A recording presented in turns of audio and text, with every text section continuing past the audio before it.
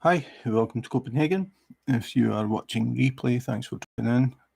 So I'm now working on another custom, which is called Tivoli at Halloween. So this is a picture that I took at the entrance to Tivoli in Copenhagen, the second oldest amusement park in the world, and I took it while they had their Halloween display. So at the moment, you can't really see much. So I've been working on this for about a week, I think. And it's a 60 by 80 with 90 colours.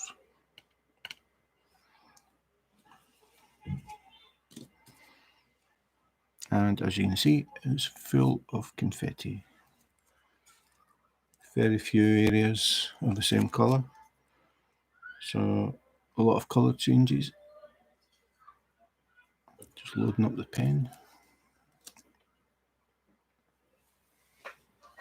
So when I do these lives, I just see who drops in basically, and we just talk about anything. Hi Jean, hi Hazel, good morning. It's actually morning in Copenhagen. It's nearly 5 minutes to 11. So new day, new section. Still got a lot to do in this one. So how is everybody? Hi Carly. How's the boss?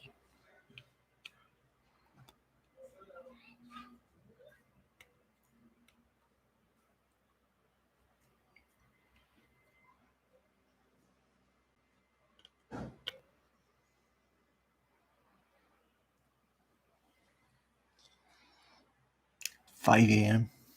So have you just woke up, Jean, or have you been up all night? Nervous. Oh, surgery. Okay. What you haven't done?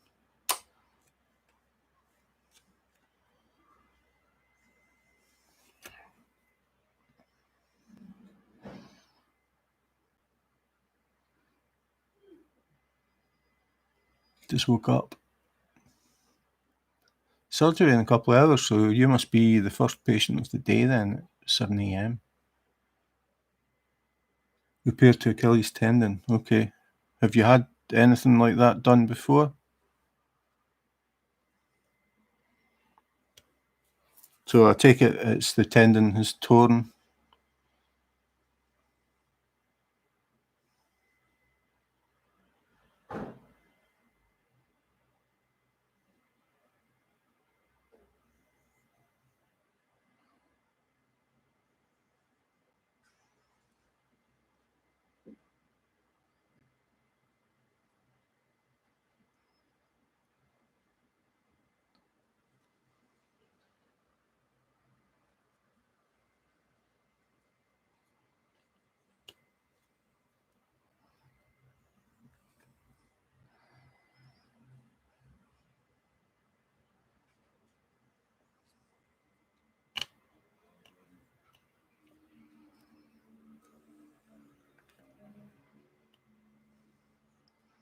No tendon. Oh, it's diseased. Okay.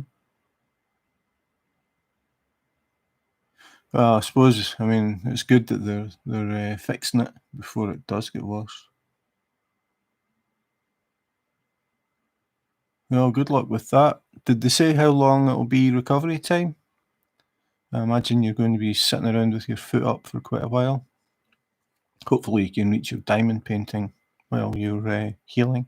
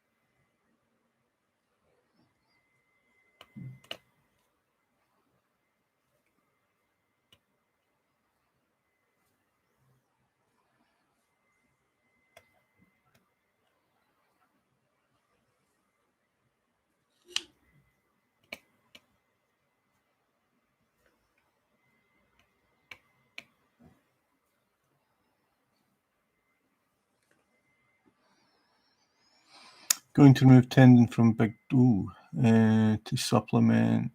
Will be completely off foot for 4 weeks, total of 4 months. Okay, sounds like quite an operation. Removing a tendon from. I didn't even know they could do that. So they're basically replacing the tendon, or are they joining it to part of the one that's there? I've actually never heard of that before. Normally, when people mention Achilles tendon, it's normally because it's torn.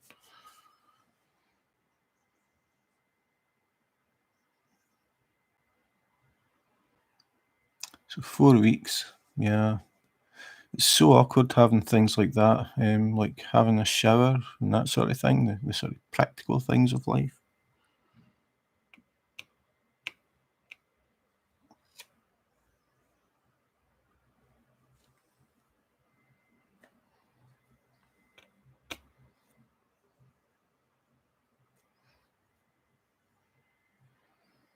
Joining it, right, okay.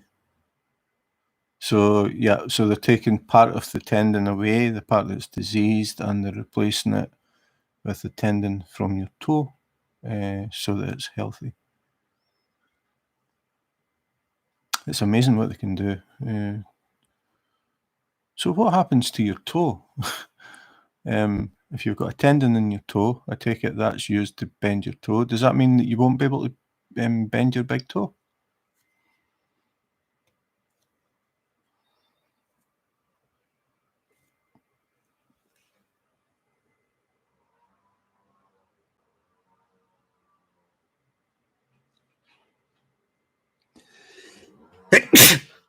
Oh,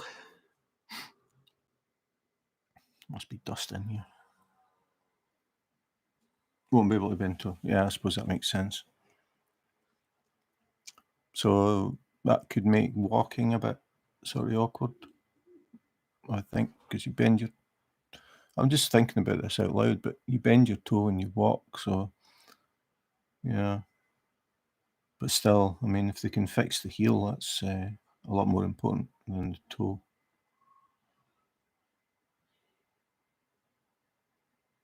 How long does the operation take? Did they say?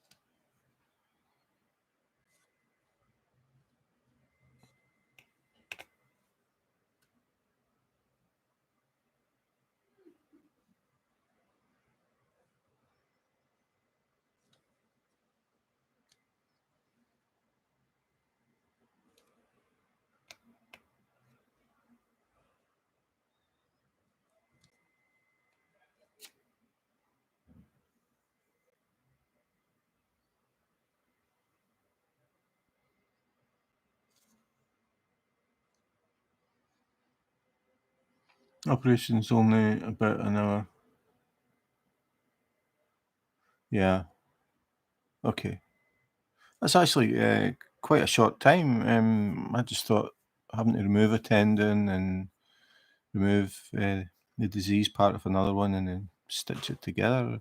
I thought that would have been quite a long process, but I suppose these people do these sort of things all the time, and modern equipment is a lot better than it used to be.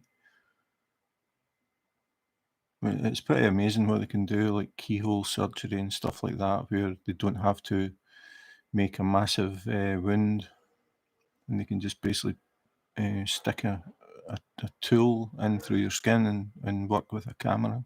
Amazing stuff. They're also removing bone spur. Ah, a bone spur, yeah. Okay, yeah, you must have been having a lot of pain, the combination of that. It'll definitely be worth it. I bet you're looking forward to getting rid of that pain. Talking about toes and pain, I was back at the hospital again.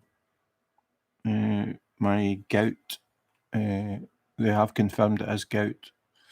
I got an ultrasound, ultrascan, whatever you want to call it, on the joint of my toe, and they could see there's quite a lot of uric acid crystals. So the first thing they did was try to draw off some fluid. So they stuck a needle into the joint and tried to get some fluid, which didn't work. Then they gave me an injection directly into the joint of a steroid. So now I've got new medication that I have to take for a month, 100 milligrams. Then I go back to hospital again, I get another check, and they're going to increase it to 200 or maybe even 300. But they have to start at 100. I have to watch that I don't start to get rashes on the skin or itchiness. They said if I get those symptoms, I have to stop taking the pills immediately and contact the hospital to try something else. So I've been on them for a week, maybe. So far, everything's been okay. They've told me my uric acid count was the highest it's been, and I've been avoiding everything that I'm not meant to eat, avoiding as much as possible, thinking it would drop. It's actually the highest it's been, but she said that's quite normal. So they want to get me down below 0.3, and at the moment I'm at 0.52 or 54. I went to pick up my medicine at the store yesterday, and there were people coughing into their hands, and I asked the pharmacist for hand sanitizer because everybody was grabbing that little pen. Yeah, good point. And he told me no, to walk to the front of the store and get some over there. I told him, if you give me some right there, you have some right there. That's ridiculous. He's expecting you bring your own pen. It's funny, like before this COVID, I mean, the things that we just never thought about, like when you go to the supermarket and you pick up a basket or you push a trolley, how many people have touched that before you, and where have their hands been? Never ever thought about that until COVID. And then it's the same in the buses, the pole when you go to go down the steps to get off the bus. I mean, everybody holds on to that when they get off the bus. And then birthdays, blowing out the candles, people blowing air over a cake and then you eat it. Yeah, I mean, they should have sanitizer beside the pen. I mean, that's obvious. Expecting everybody to walk back to the front of the store and sanitize their hands and then come back again. Need to get a bit more organised.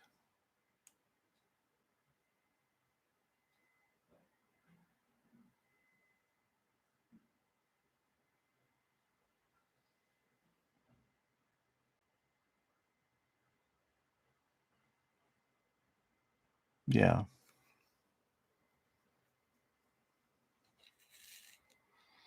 Well, the COVID story in Denmark is all restrictions have been lifted now. After saying that, I heard that they're talking about the flu this year, the winter flu. They think it's going to be pretty bad because we had virtually nothing last year, and now everything's going back to normal. So people are going to be in close proximity. The flu actually hardly appeared last year because everybody was keeping away from each other.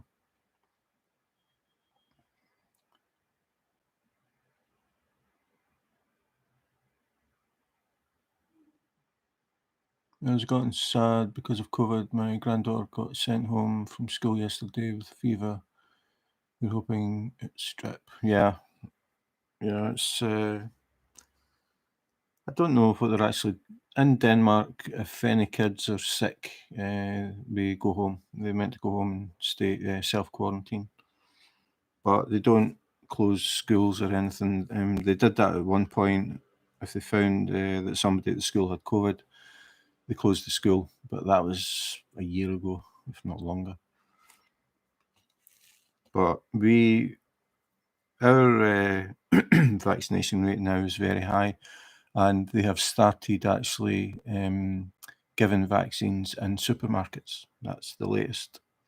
So if you go to Futex, you can actually get your COVID vaccination at the supermarket.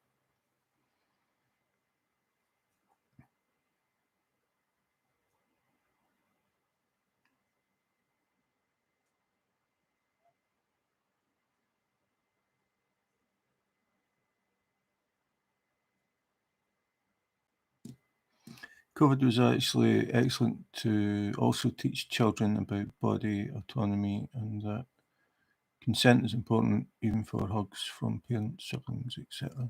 Yeah, I mean it's definitely made people more aware of hygiene, like washing your hands, how important it is. You're always going to get people that just ignore it, but I think in general it makes you think a bit more about things. Hazel, they should not open even the schools. Yeah. Yeah, I was talking about this the last time, the whole COVID thing. The situation in America and the situation in Denmark are very, very different.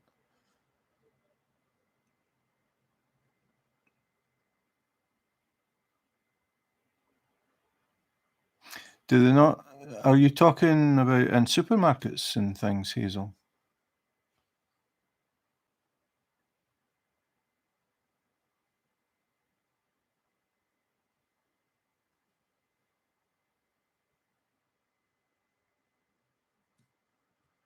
Yeah, I never really had that kissing and hugging thing when I was a kid. We never did that. We never hugged and kissed people. This wasn't a thing.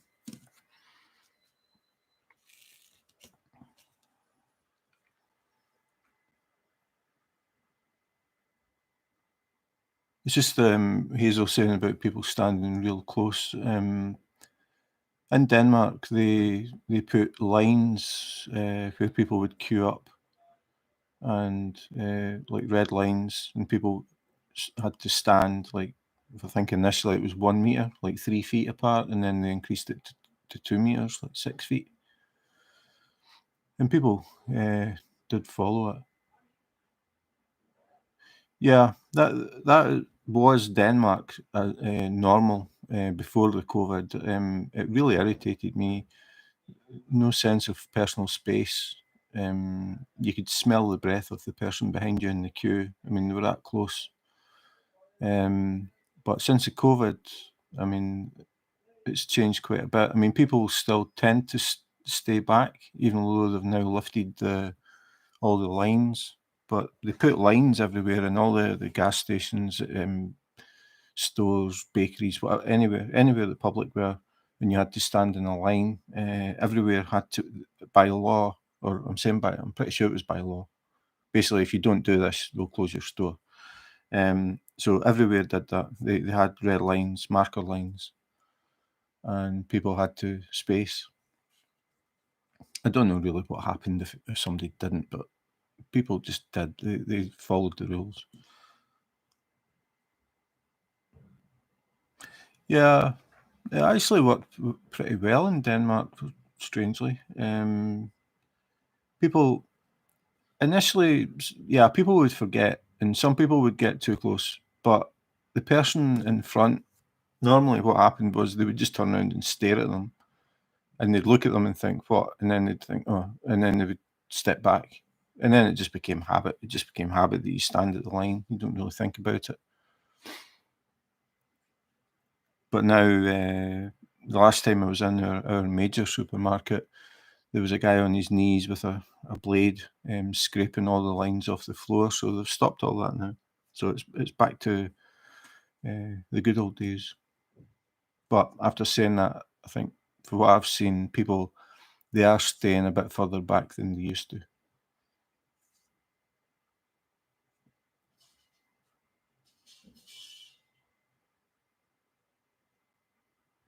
Yeah, I know. I understood what you meant, Carly. People just ignore them. Like I said, I don't really know what would happen if somebody didn't follow it. I mean, are they going to call the police? I doubt it. But I never really saw that. Like I said, I did see sometimes where people just forgot, and the person in front would just turn and stare at them, and that was enough. They would just turn around and go back, stand where they were meant to be.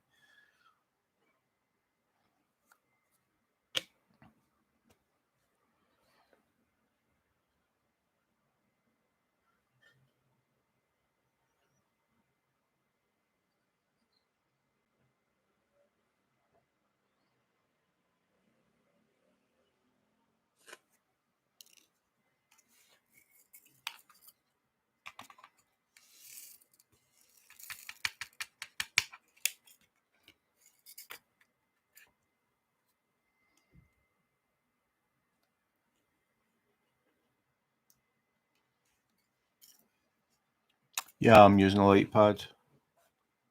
I always use a light pad. Always. When I bought my first diamond painting, I bought a light pad at the same time.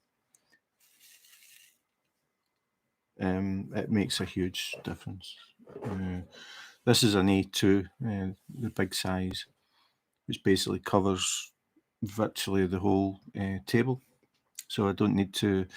I used an A4 for a long time, but I got fed up because I normally tend to do the bigger diamond paintings, and it meant I had to lift the diamond painting up to move the light pad along and reach underneath to try and hit that little switch. And it was just really irritating. I put up with it for a long time, and then finally decided to get an A2, and I got one that's got a dimmer switch. So I've got a dial on the shelf under the table, and that's it switched off. And then I can turn it on, and it's like I said, a dimmer switch, so I can turn it. The camera always compensates or tries to compensate for the brightness, but that is like very, very bright.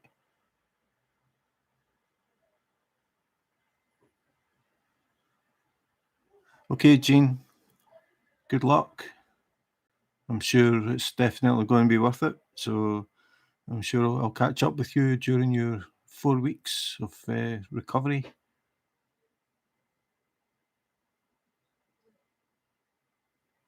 So yeah, so that's what I use.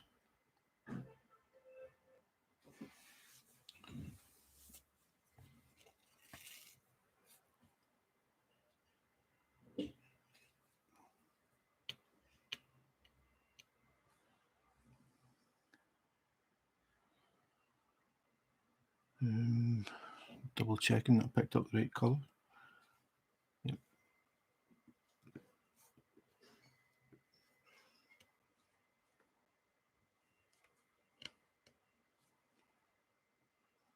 And this is double-sided adhesive. So I've already went over it and sliced any air bubbles that I found.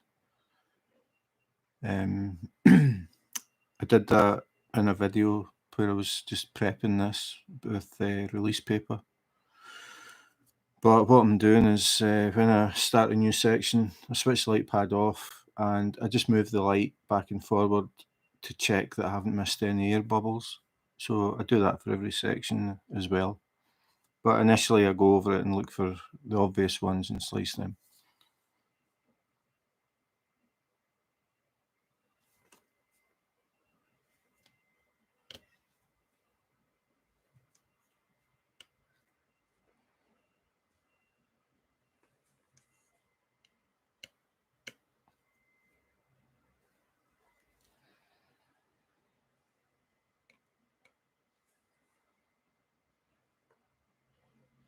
The thing that I really like about having the dial is you can't accidentally hit the on-off switch.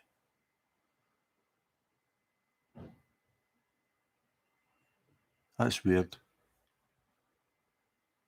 Trust you to be different, Carly. I've never had that. I think a lot of my diamond paintings are double-sided adhesive, or have been double-sided adhesive. I've never had a problem with them. I mean, I've had air bubbles, and I've had some with a lot of air bubbles, but when I slice them, it always seems to work. I've never had them refilling with air. That's weird.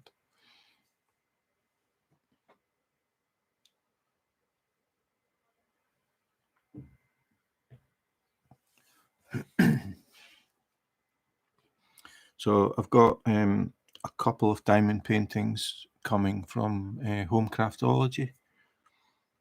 That was the company that I bought my very first diamond painting off. They've been doing some upgrades. I think they've upgraded their canvas.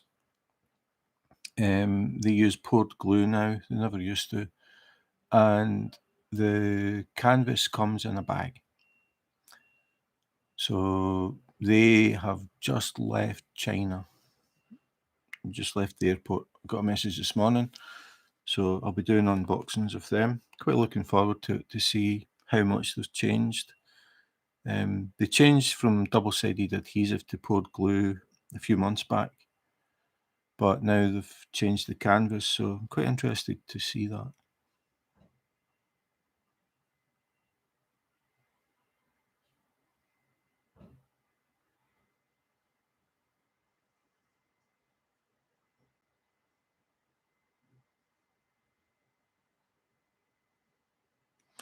The one that you've got, Hazel, is it not just tap it once to switch it on, tap it again to get another setting, and tap it again to get another setting, and tap it again and it goes off? That's normally how they work. Some, when you tap them, they're on their highest setting. You hit it again, it goes to middle. Hit it again, it goes to low. Hit it again, it goes off. Other ones, you tap them and it starts on the low setting. You tap it again, it goes middle, and then it goes high, and then it goes off. As far as I know, that's pretty much it.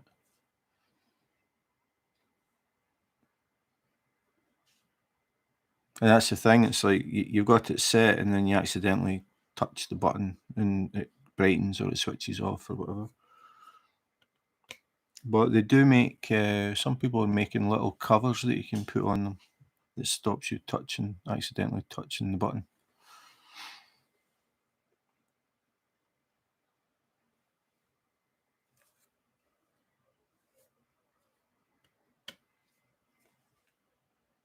But for me, the dial is much better because you've got a whole range of brightness. So it's not just 1, 2, or 3.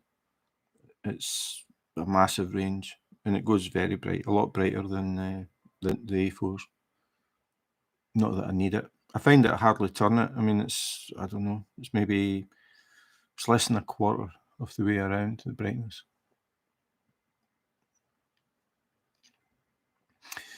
Yeah, that was the same with the one that I got, the original one.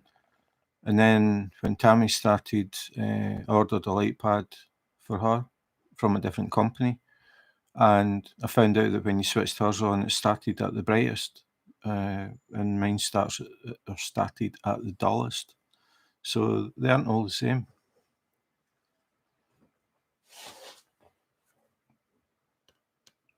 And we've got backups because I knew about the problem of them breaking. The connectors are really flimsy, they break really easy. So I ordered another 2 A4s, so we had backup just in case they went. Then I found out about the magnetic cables, and suddenly the extra A4s became obsolete. We've never used them; they're still sitting in the boxes. So I've been using magnetic cables, and then I finally decided to go for the A2.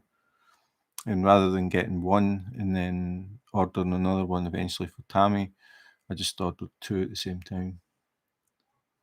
So they're really, really good. It means that you don't have to move the light pad.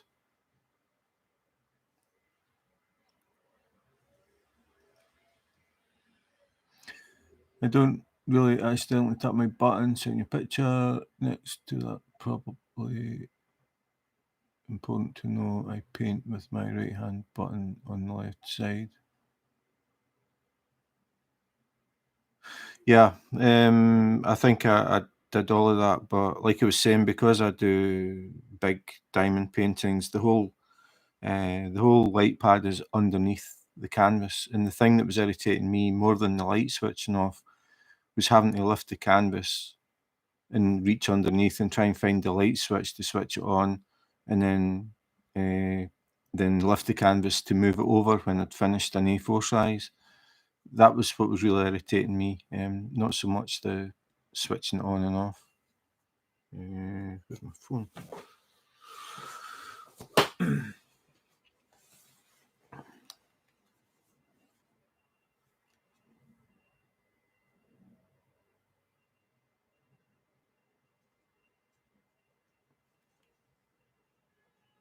Yeah, see, this is the picture that Carly sent me. So she's right-handed, so she puts the switch in the left-hand side, which is fine when you've got a diamond painting that's only that size, and very, very, very rarely do a diamond painting that's that small. Even the A2, I need to move the canvas slightly when I get to one side, because even that isn't big enough. But I'll take a canvas 60 wide and I don't need to move it. But there is a little bit of space on the table. I can move the light pad slightly left or right. You move the canvas off the desk.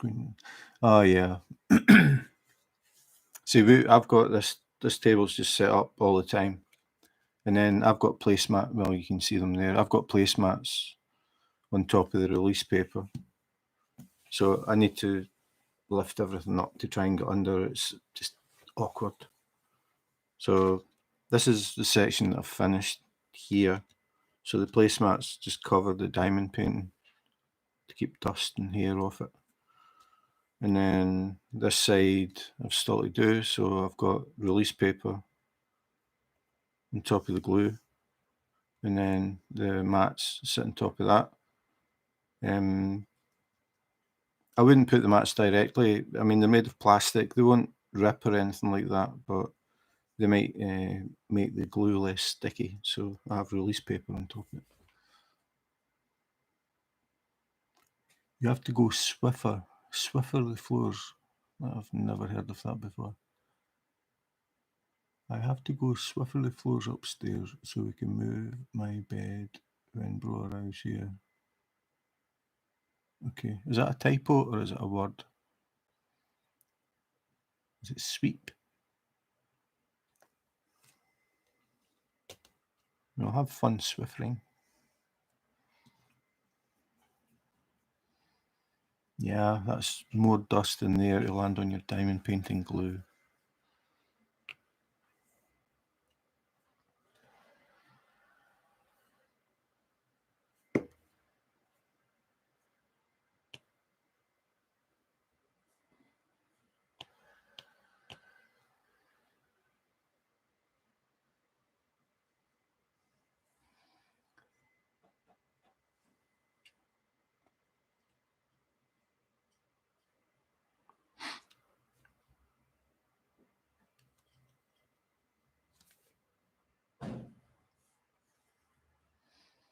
Swiffer is a brand of cloth to clean floors without having to get a mop and bucket.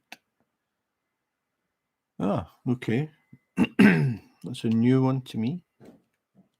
So you Swiffer the floor. I suppose that's like Hoover, the vacuum cleaner manufacturer. In Scotland, at least, we just called the vacuum cleaner the Hoover because Hoover was the company that made the vacuum cleaners. And even if you bought a different brand, we still called it the Hoover. It's good for an in-between clean. So you're not doing a proper clean. It's only your brother. It'll be good enough.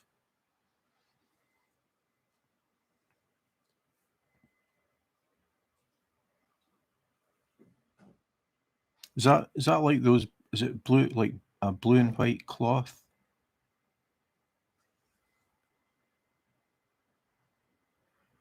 Not reusable. That's a good marketing ploy. They use it and then have to buy more. That's just right. Okay, it's not what I was thinking. What am I thinking? Is it Violida or something like that? It starts with a V. Can't remember. It's usually blue and white. And they have mops where it's strips of the material.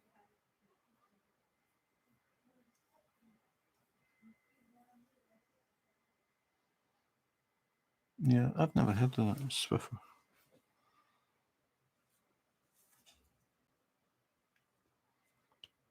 So you're not actually at the office today?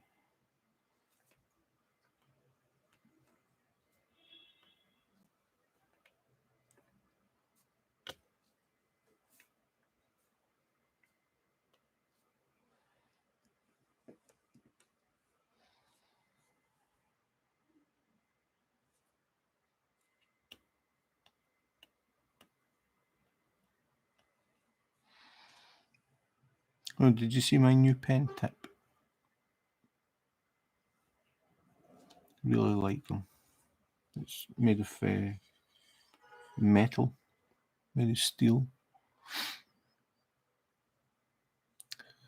I like them because they're smooth, like to touch. Like normally when I fill the pen, I use my thumb and just wipe over the end.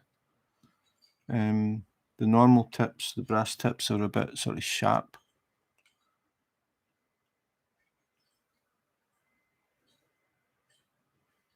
Can you use baby wipes on that also? Baby wipes on what?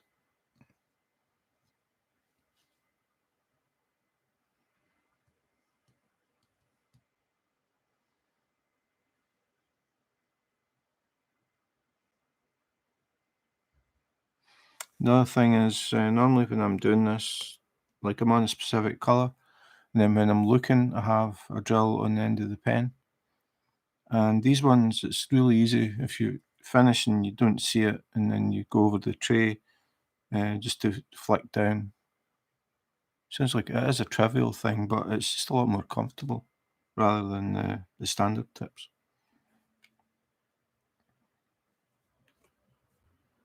And these ones are made by Cat Eared. I found them on Amazon, and it was a pack of 6.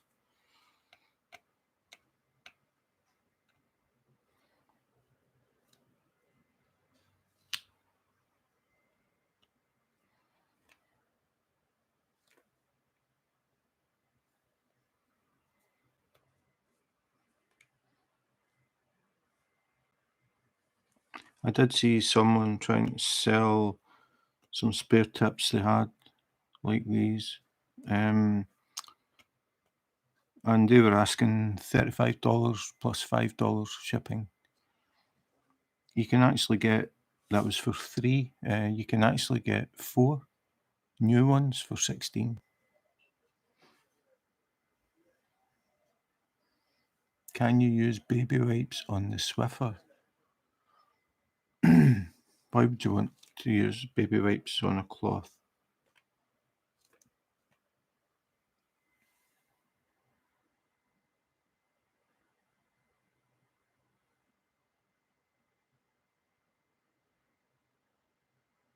I'm just reading it back again.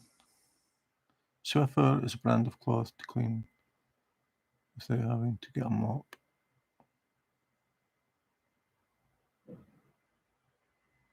So a Swiffer is just a cloth. It doesn't have like a pole, like a handle or anything. So you have to actually get down on your hands and knees to wipe the floor. Is that right? Just drop that.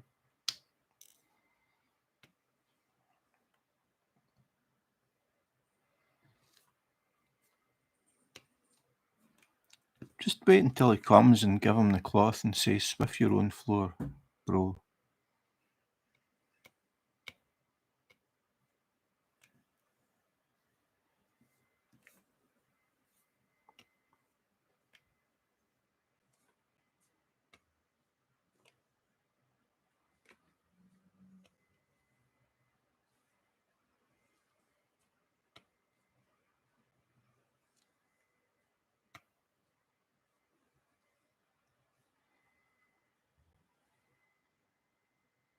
Oh, it is a broom, okay.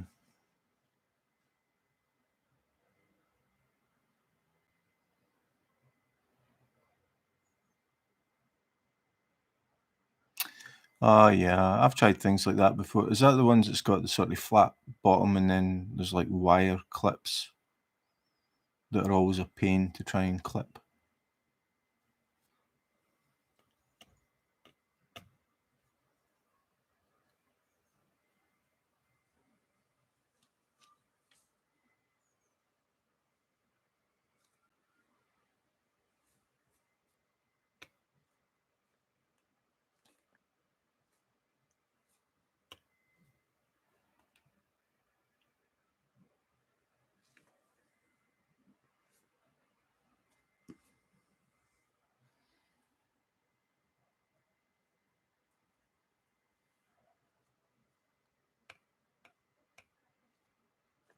I think the company that I'm thinking of is called Vileda mops, and they use that sort of thing. But I think, as far as I know, they're reusable. You can wash them and use them again.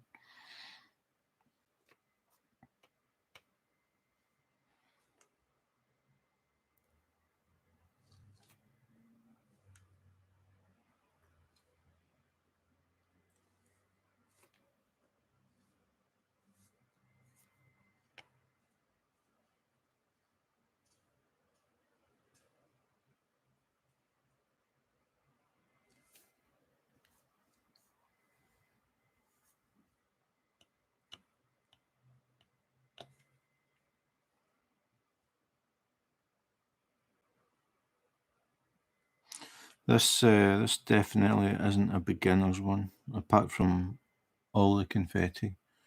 They have things like 3, which I'm doing just now, but then they've also got a 3 inside the circle. They've got a 5 and a 5 inside the circle, a 7 inside the circle. They've got the equal symbol, then the equal symbol in a circle. So you have to pay attention all the time. I think it could be quite easy to get it wrong.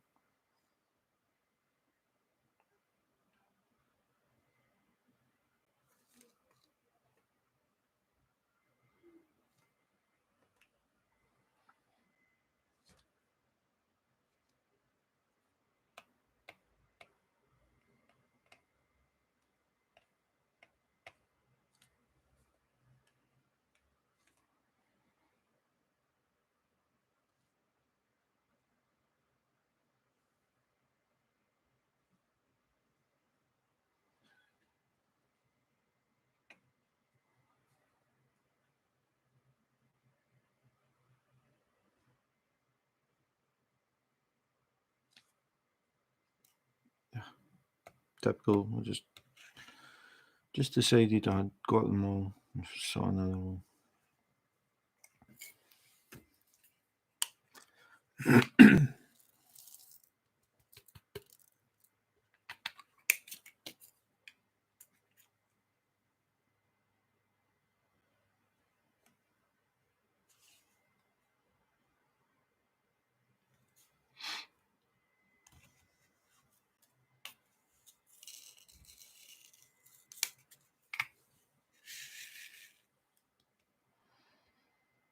Okay, seascape. It's hard to read some of the symbols.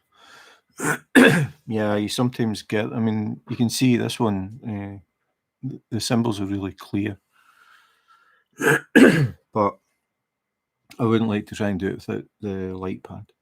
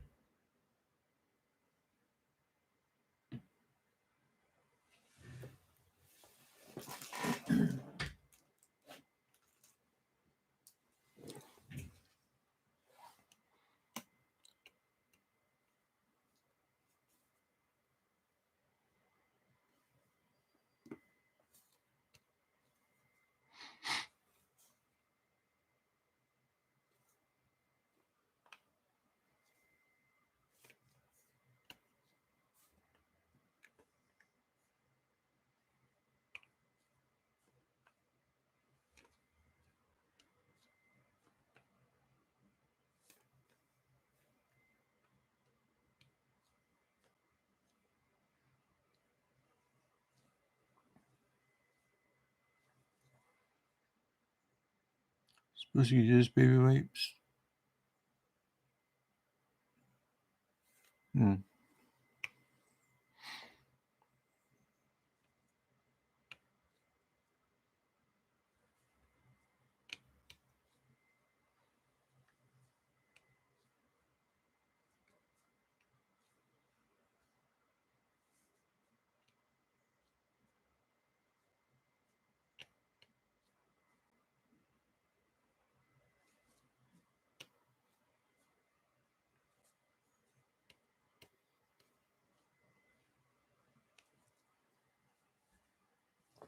Are baby wipes not smaller?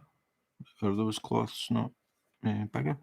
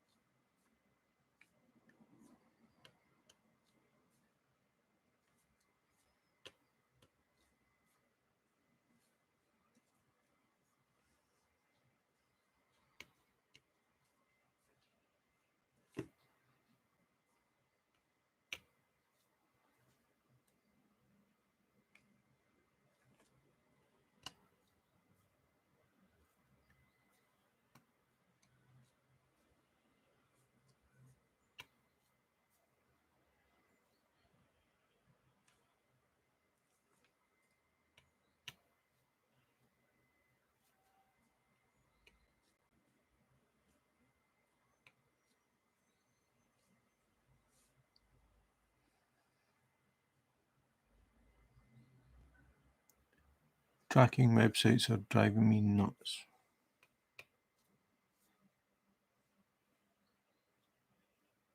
Okay, so what does that mean? Is that like adverts are popping up or something?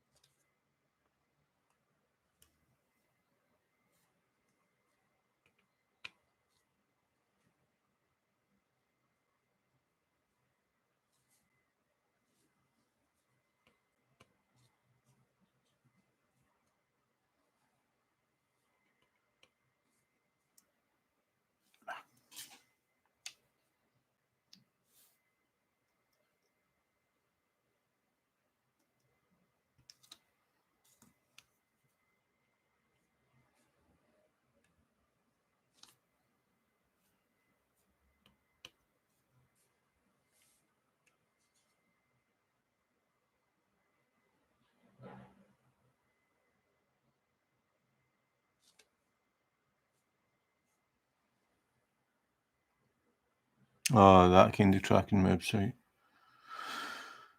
Yeah.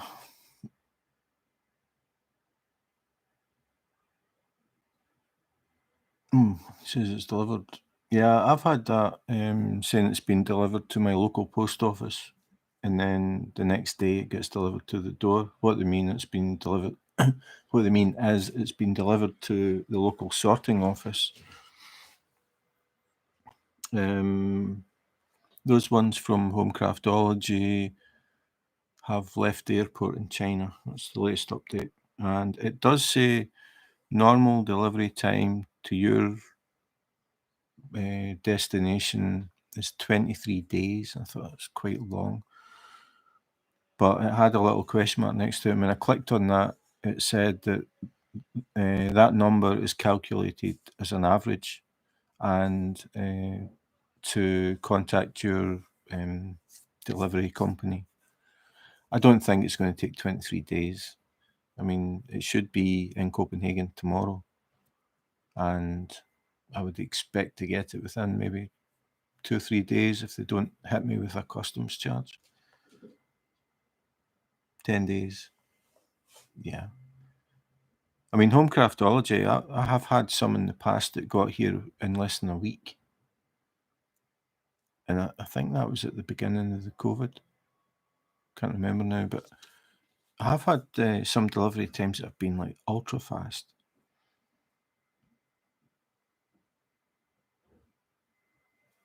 I have had, in fact, there was those sort of kiddie ones that I did, the zebra and what was the other one? The tiger cub. They arrived in Denmark and then got sent back to England. I never got any notification they were here. And I'd sent Mike a message and said, have you any idea what's happening with those diamond paintings? And he said, no, they just went by normal post. They weren't tracked. And then a few days later, he sent me a picture and he said, I know where your diamond paintings are. He had them. They'd been returned. So he sent them again, registered delivery this time, and I got them. That's the second time that's happened. Somebody sent me something from America one time, and I didn't get any notification about it, and he got it back, which is very irritating.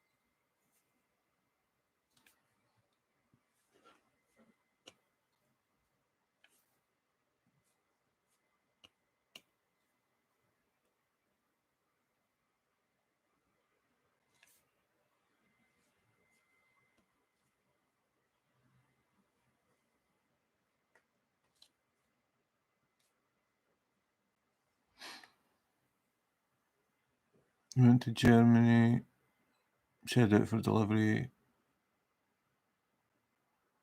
Unbelievable. I've had some where it said out for delivery, like it says it's arrived at the sorting off at the sorting centre or whatever it is, and then it says like the next day out for delivery, and then it arrives at the sorting centre again and sits for a few days, and then it goes out again for delivery and then turns up. So I don't know what happens with those ones, that the guy just runs out of time to deliver it and puts it back in a pile and they do it again another day. I don't know. It's kind of hard when it gets to post-Nor, it's hard to track things.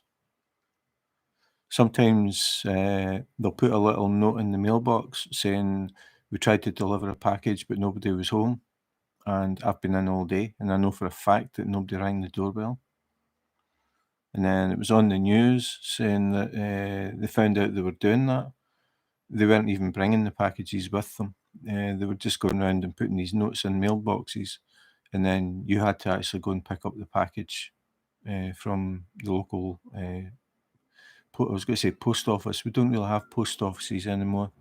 It tends to be a little section in a big supermarket that they've converted into a mini post office.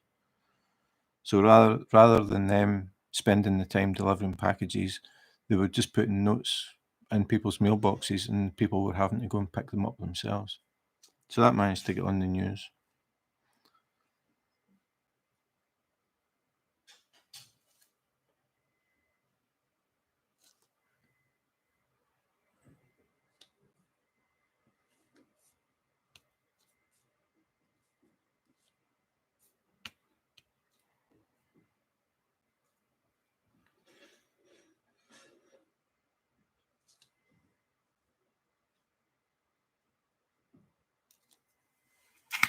Oops.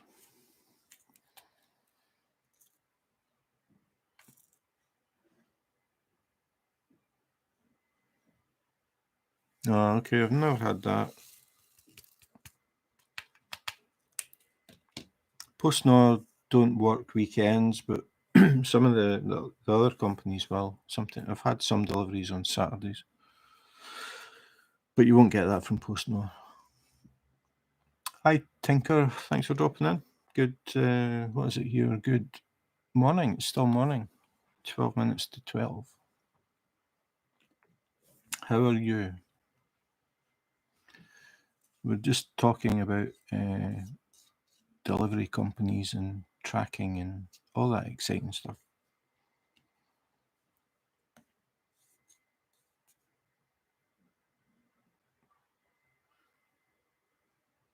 These light pads, I couldn't get them on Amazon.de, Germany, where I normally order stuff. I had to actually ask somebody to order them from the States and then send them to me. Because when I tried Amazon.com, they said, we do not deliver to your country. So I got Melissa, who's in the Facebook group, and her dad makes the pens. So I contacted her and said, could you do me a favour? So she ordered them and they disappeared.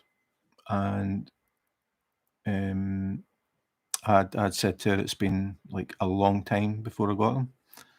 In fact, I didn't have them. So she chased up USPS and they said that they had been delivered to customs in Denmark. So I contacted customs. They said they'd never received anything. So Melissa contacted USPS again, asking about how to make a claim because they were covered insurance. And suddenly I got a message saying that the package had left Switzerland.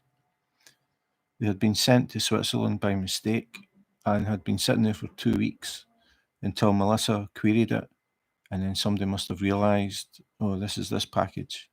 So they went for a little vacation before they got to Denmark. Yeah, it is a lot of confetti. There's 90 colours in this one.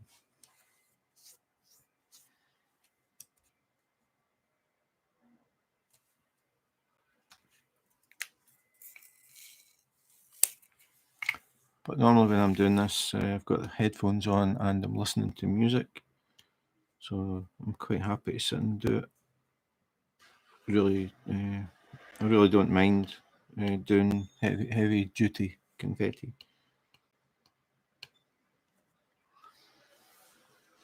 I think the next one won't be as much. The last one I just finished a few days ago, it had 8 to 9 colours. This one's got 90. I'm pretty sure the next one won't have that many. In fact, thinking about it, I think I know what I'm doing next, but I don't know how many colours there are. I think it's going to be a Christmas one from Diamond Dots. It's my own design, Tinker. It's called Tivoli at Halloween. Tivoli is an amusement park in Copenhagen. Confetti King Jim. Yeah, it's got a ring, Confetti King Jim. Yeah, I took a picture of the entrance of Tivoli at Halloween a few years ago. I do have a thumbnail, but you're never really going to make anything out on it, so there's not much point. Basically, it's a picture of the entrance to Tivoli, and there's an archway. There's a massive pumpkin hanging in the arch, and there are broomsticks that look as if they've stuck into the building with paint splats. It's going to be another week at least before it even starts to look like anything. Probably another 2 weeks before I reach the pumpkin. But it's the arch and it's got the name Tivoli around the top of the arch. Tivoli is the second oldest amusement park in the world. And a guy called Walt Disney, I don't know if you've ever heard of him, he visited Tivoli a few times before he came up with the idea of opening an amusement park in America. It is square, yep.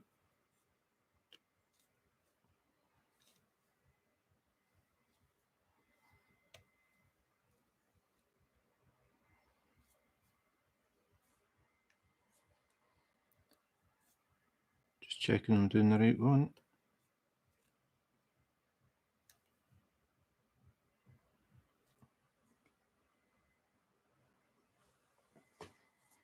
I mean, I get sections like this and sometimes I have like one square of that colour in the whole thing. So a lot of swapping and changing.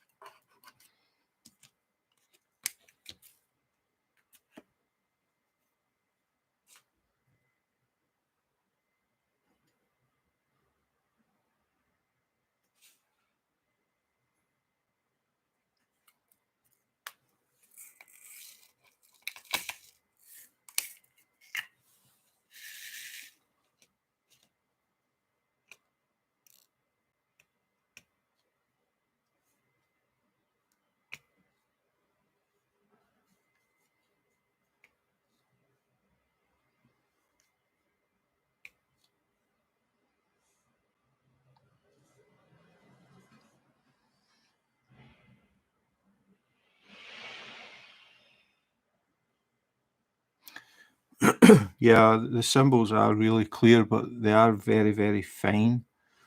I think anybody that can't read very small print might have problems with some of it.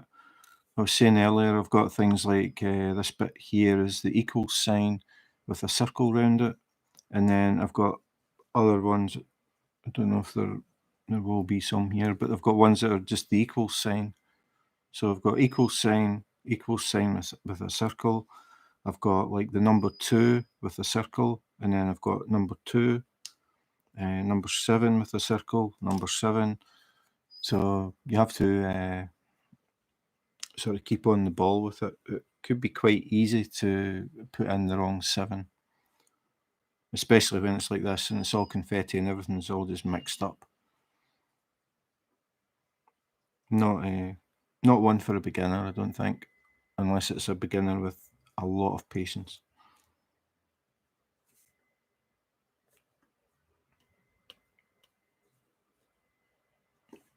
But the symbols are perfectly clear.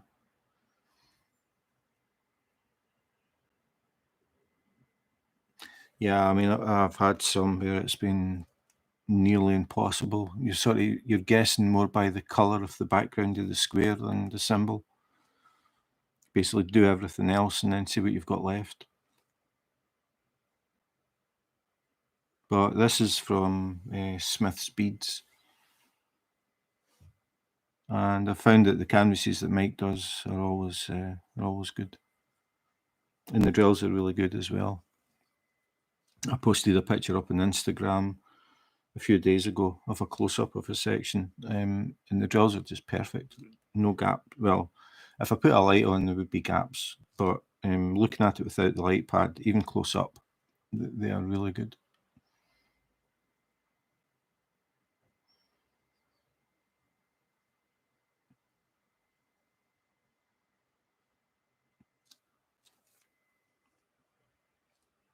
And I forgot what colour I'm doing.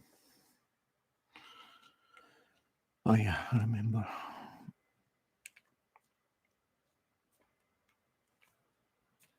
This part that I'm working on at the moment is part of the gate. And you can maybe just see some lines here at the bottom. These are the bars on the gate. I took the picture before Tivoli opened because it's such a busy place. I didn't want any people in the picture. So I went in the morning and took a picture when nobody was there. You have to go really early to do that because even when the place is like closed, it's not open yet, a lot of tourists go and take pictures of the front. So that was an early morning picture, that one. And I don't know if you remember, Carly, the Copenhagen graffiti one. The one of the two sort of cartoony guy and girl that had me and you. I took a picture of that graffiti in Copenhagen. I went back a few weeks ago because I was thinking about doing a YouTube and talking about like where I found the graffiti and show the actual the graffiti that I took a picture of. Yeah, that was it. That's right, Carly. You've got a good memory. I went back a few weeks ago just to see what state it's in now because I took that picture, I don't know, maybe 4 years ago. When I went back, somebody's painted over it. There's new graffiti on the gates, so it has gone for good. So that was a bit of a bummer because I've been thinking about doing a YouTube video about that for quite a while and just never ever got around to it. It's not really close to here and it's not in the centre of Copenhagen. So that's the end of that one. But I might do something, the same sort of idea of the Hans Christian Andersen custom that I did. Hopefully that statue will not disappear. And I'm thinking that I'll go and show where I took the picture from and where the statue is and talk a bit about Hans Christian Andersen's life and turn that into a YouTube video. So I'm sort of tying Copenhagen in with diamond painting. So I'm still technically diamond painting Jim. The thing is that I would like to do more out and about stuff if I ever reach 1,000 subscribers. But the problem is I need to try and still tie it into diamond painting. That's going to be the problem. But I'm thinking I could maybe do stuff and ask people, like show people things in Copenhagen and ask what they think would be a good custom, and then take a picture of what most people would like to see as a custom. And then I'm still tying in the diamond painting. So that's an idea far in the future, but it's sort of buzzing around in there with 1,000 other ideas. Did you see my beginner's guide to drills yesterday?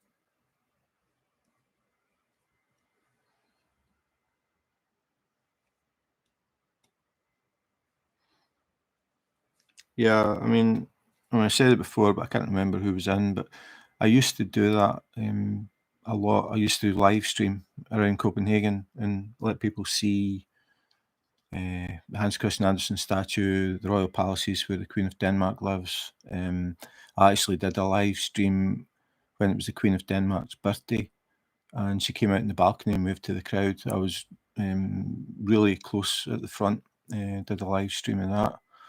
I've done live streams of the change of the Royal Guards. I've done live streams of the Copenhagen Canal tours. The Marble Church, inside the Marble Church, the Russian Church, Grundtvigs Church, a churchyard that is very, very big. It looks more like a botanical gardens than a graveyard. Really cool place. What else? Tivoli, obviously. I've wandered around Tivoli doing a live stream. I can't remember. Pretty much everything and anything. Also did Bakken, which is the oldest amusement park in the world. It's just outside Copenhagen. I went there and let people see the oldest amusement park in the world and explained how it came to be. It's quite a cool story behind that.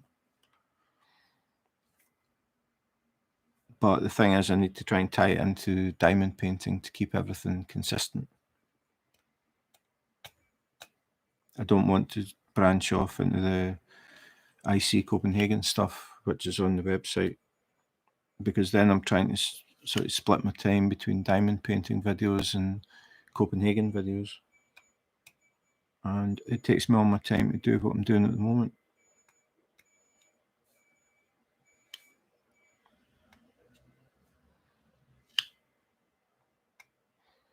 But I mean, I suppose I could always do them as just take a break in Copenhagen and do some Copenhagen stuff if people are interested.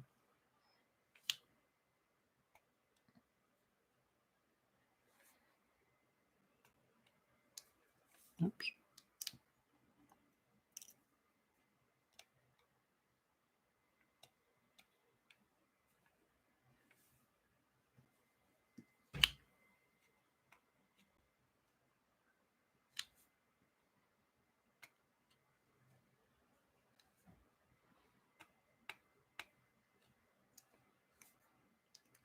Time for new wax.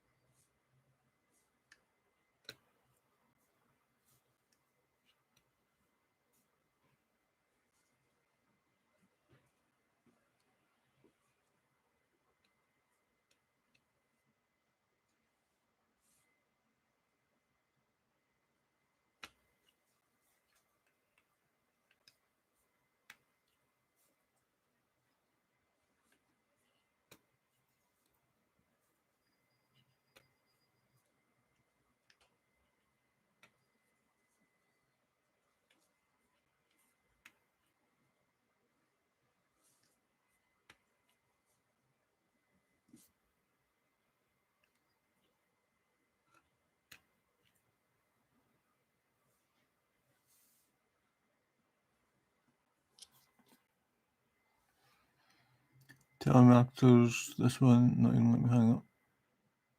I just hang up. As soon as I suss out the telemarketers, I just hang up. I don't even say bye or anything. They're used to it.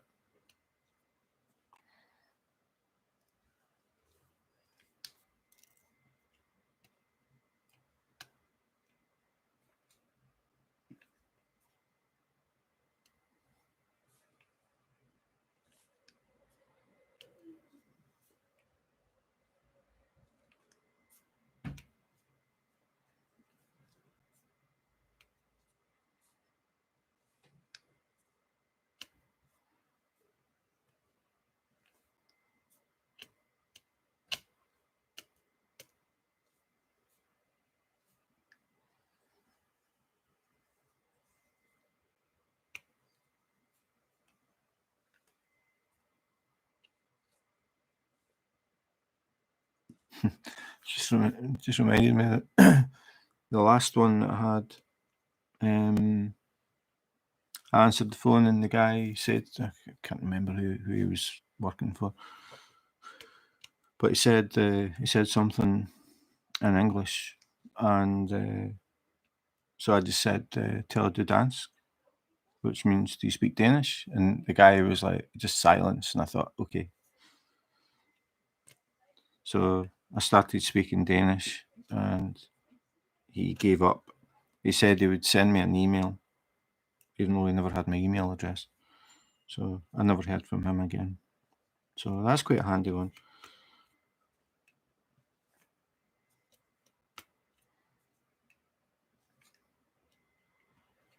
But normally, when I hear it's a call centre and I answer the phone, I don't say hello straight away because that triggers the machines to send your call to somebody.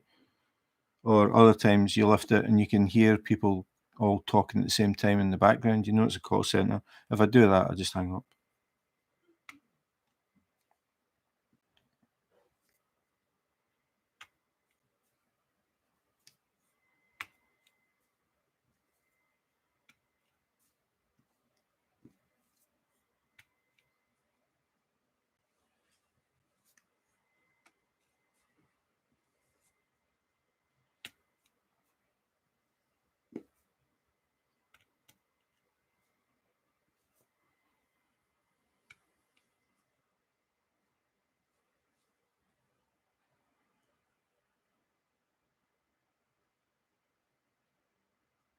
They'll probably be able to give you a special deal to get you back, Carly. I did that in Scotland, changed to a different company. On paper, everything looked as if it was going to be cheaper, but when it actually came, I did move over. When I got the first bill, there was a charge in it that they hadn't told me about, so I cancelled it and went back to the company that I was using.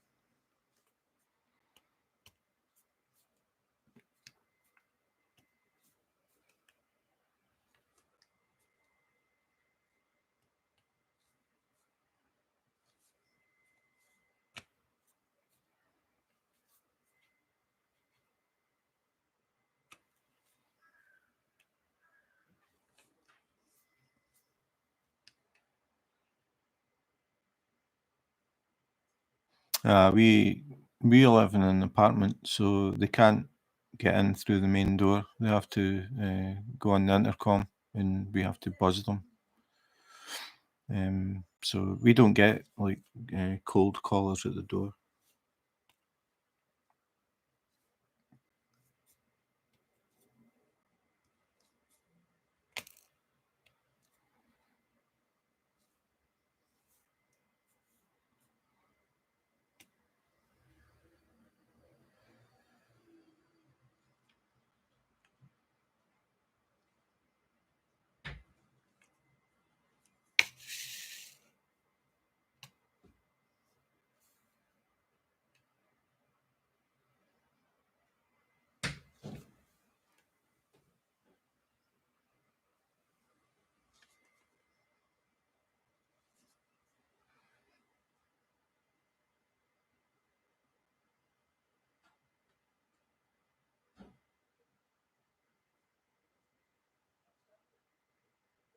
Yeah, okay.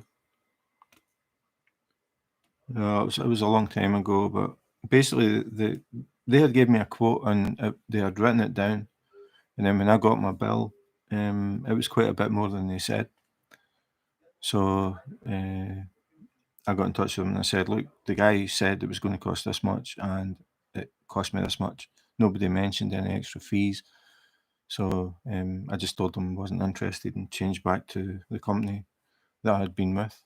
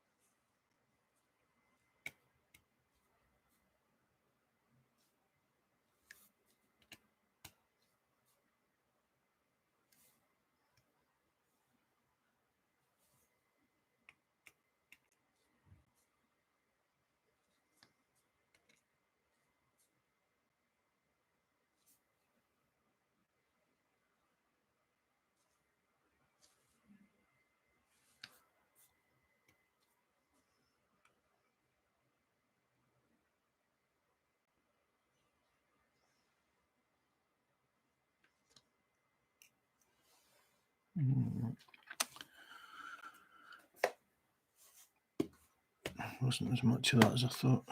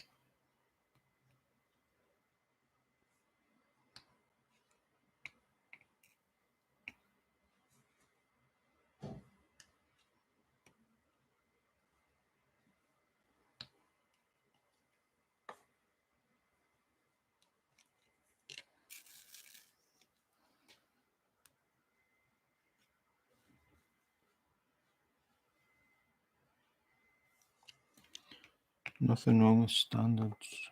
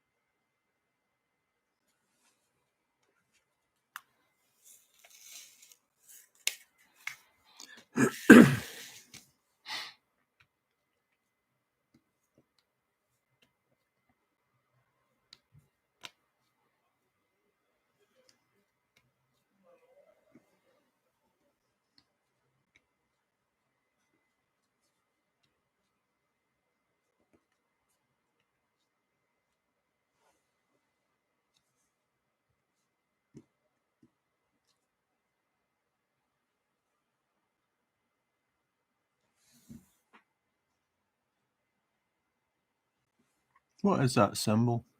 I can't make it out.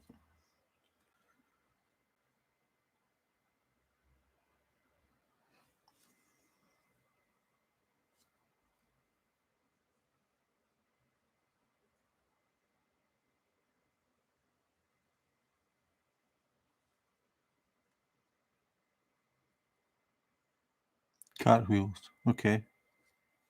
So have you been on the Red Bull today?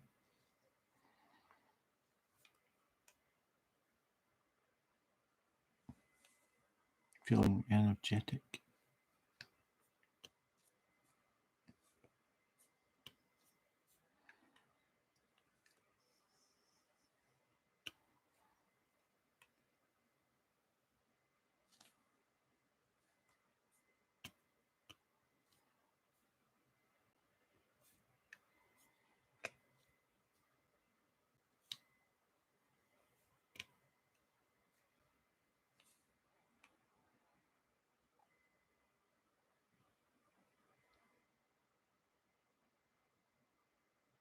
Still sleepy.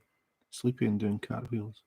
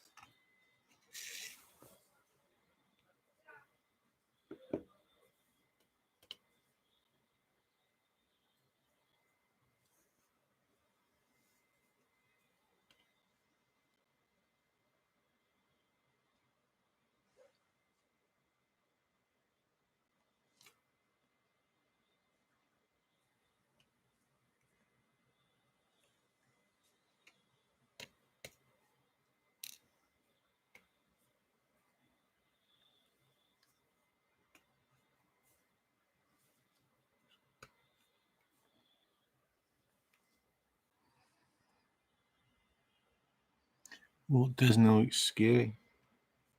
Not really sure what Walt Disney looked like. Quite a thin guy, wasn't he? Dark hair, little moustache, bit like Hitler when I think about it.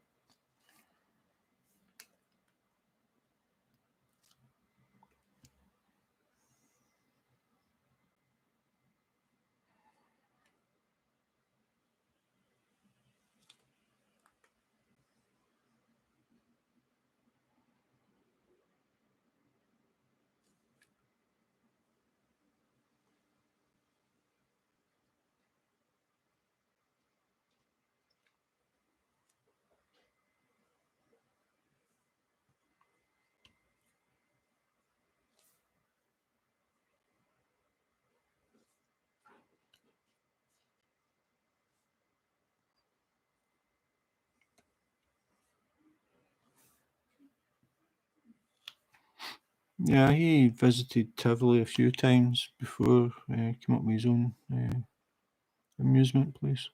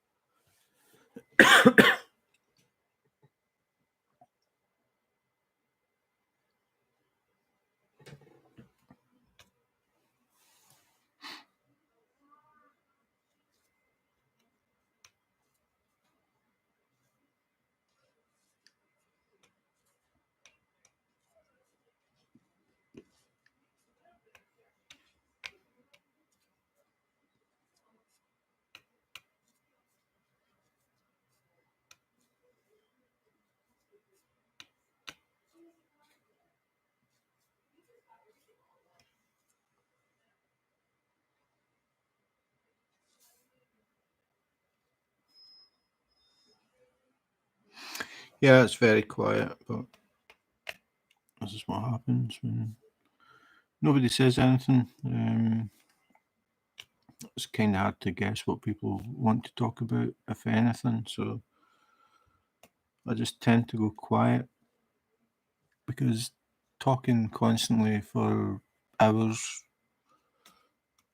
isn't really good for your voice. It's not good for mine anyway. And I've been on, 2 hours. But I am going to be heading off soon. I feel it is lunchtime. Hi Lisa, thanks for dropping in. Good morning. 8 minutes to 1, so yeah, I'll be heading off for lunch pretty soon. So how are you, Lisa?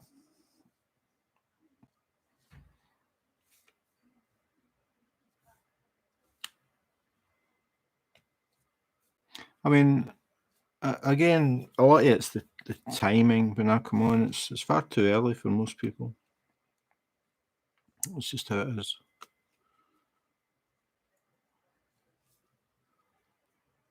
I don't mind as long as somebody drops in at some point and has a little bit of chit chat. That's fine with me. I'm just sitting doing my diamond painting anyway.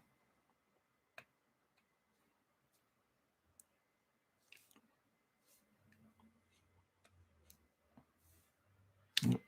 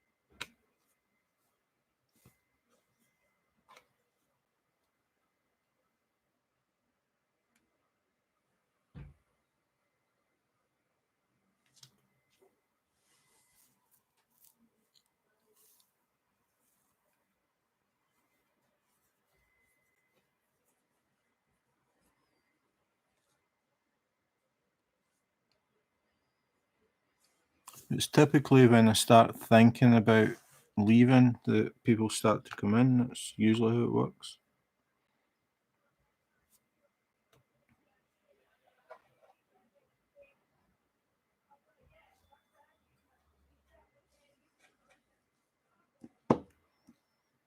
I know that Nikki in Australia tends to watch these. I'm never really sure what to do with them because I don't see them as really part of the diamond painting gym thing, like the YouTube videos. I feel that a lot of people want to see the videos, they want to see unboxings, and they want to see comparisons, and they want to see how-tos and that sort of thing.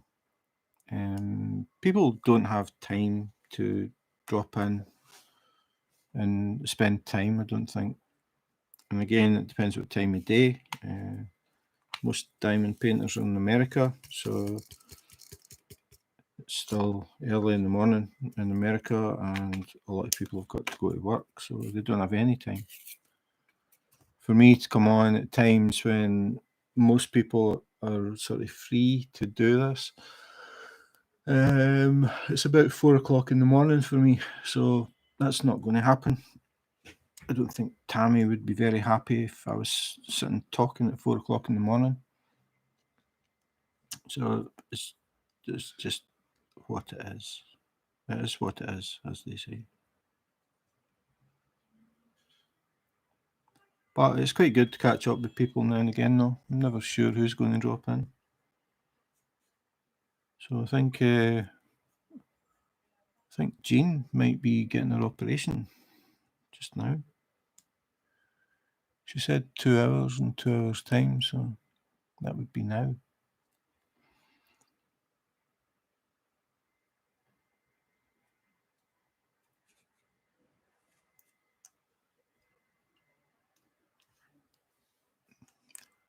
Only time I'm not being happy would stop you from going live.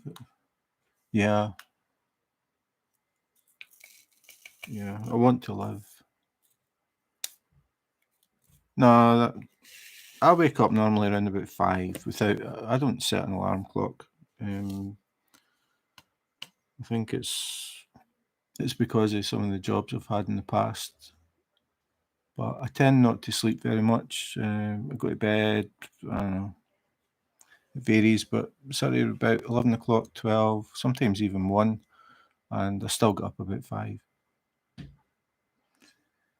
Supposed to be taking a nap because I've been up all night. I hate that when you can't sleep. It's really annoying.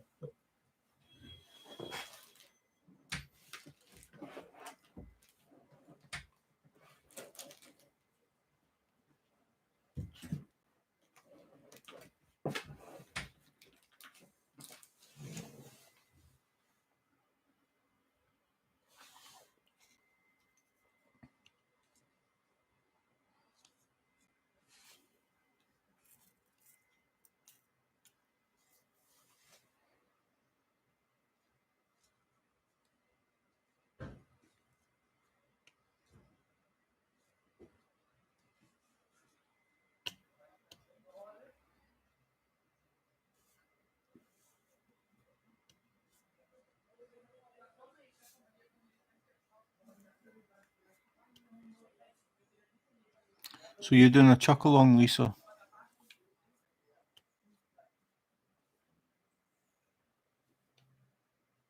That's the wrong one.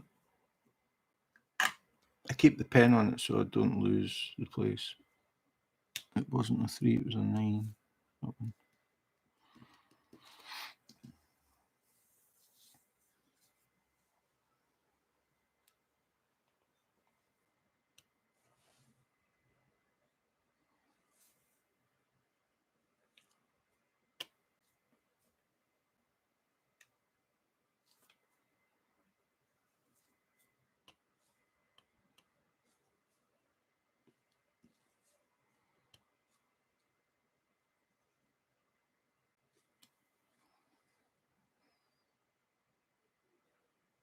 Good morning, Kim from Arizona. Almost 4 a.m. Drinking coffee, diamond painting, and lurking. What are you working on? I am working on a custom. It was called Tivoli at Halloween.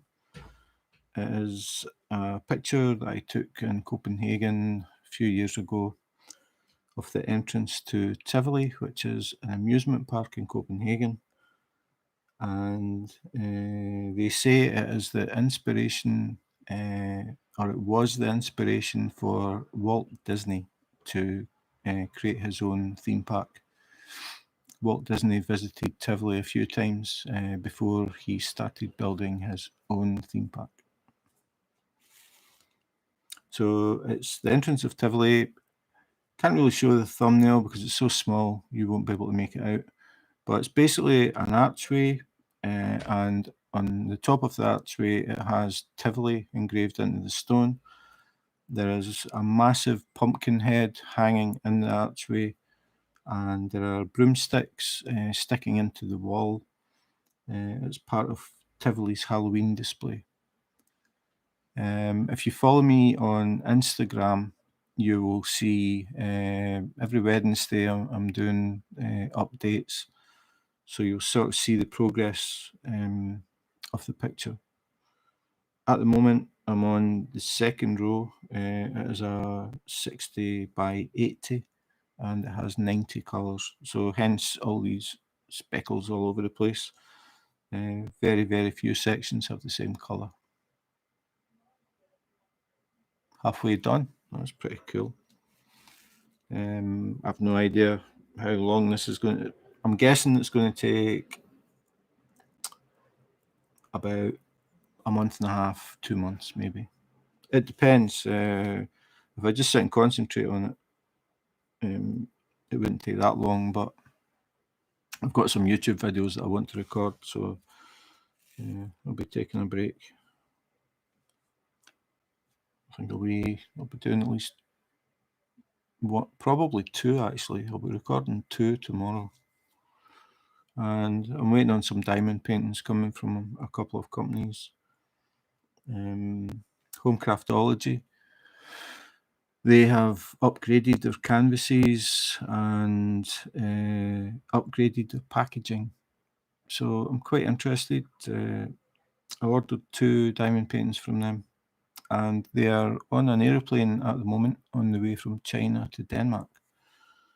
So I should get them pretty soon. Yeah, I'm trying to remember what size they were. No, hang on. Where is my phone?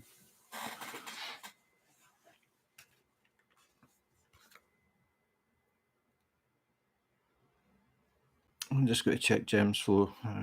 Can't remember. I know they're both the same size, 50 by 75. Yeah, there is a lot of confetti. The one that I just finished, called the hoverfly, was another custom. It was a picture that I took of a hoverfly on a flower in the botanical gardens in Copenhagen, and decided to turn it into a diamond painting. That was 8 to 9 colours, and again full of confetti. But I really like the way they're turning out. I like the style. To me, it's different from anything else that I've seen. So I have another one to do after this, but I won't be doing it straight after it. I did the hoverfly, 8 to 9 colours, then went straight onto this, 90 colours. The next one I think is going to be a Christmas one, from Diamond Dots, which is a partial, and it has some special drills in with the normal drills. So something a bit different. It's big. I forgot to add it into Gem's flow, so I can't remember the size, but it is big. So I'm thinking once I get this finished, I'll probably start that, because it's going to take quite a bit of time. After that, I don't know. I keep changing my mind what I'm going to do next. Just checking Gem's flow. So I've got 35 sitting here. So I've got a choice of 35, and I've got 4 on the way.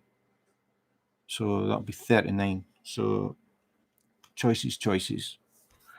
I think I'm probably going to go for a smaller.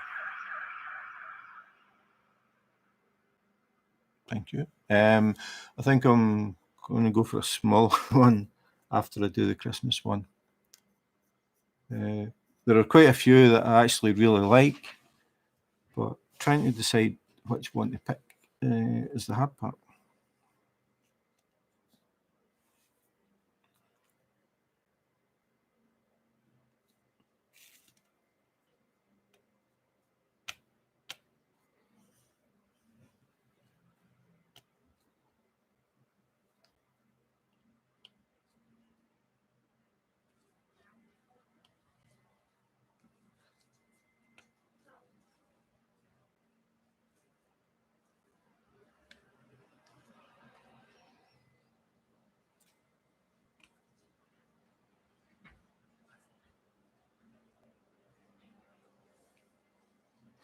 Normally when I'm doing these, I'm listening to music, but sometimes I'll just go on YouTube and see who drops in.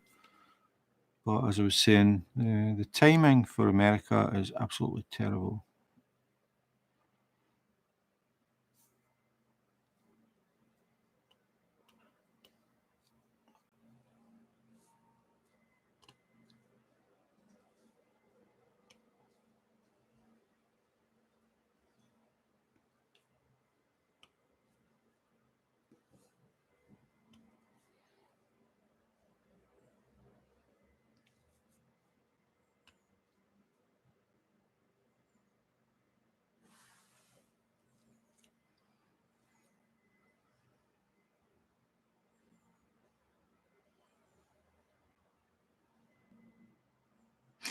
No, but it's just the fact that the vast majority of diamond painters are in America. So going on at maybe 7 or 8 o'clock at night in the States, but then they've got time differences depending on what state you're in as well.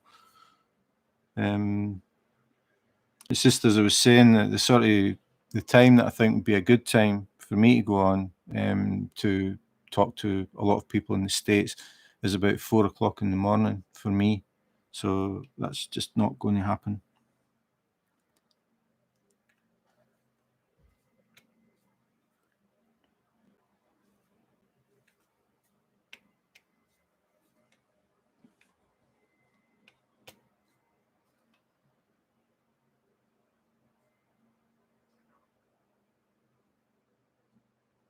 I mean, I think Sunday is probably the best day as well, when most people don't have to go to work, so they've got time. But I just come on when it suits me, basically, and I'm still getting to know people. That's the whole point.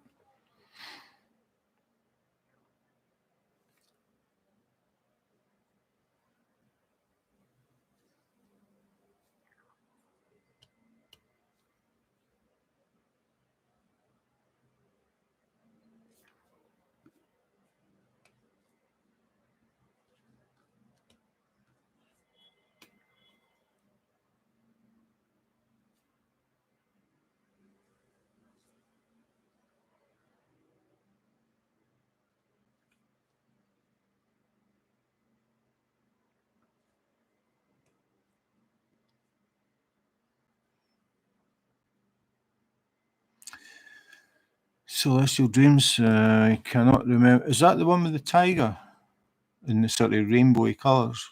Or am I wrong? I'm going to look it up.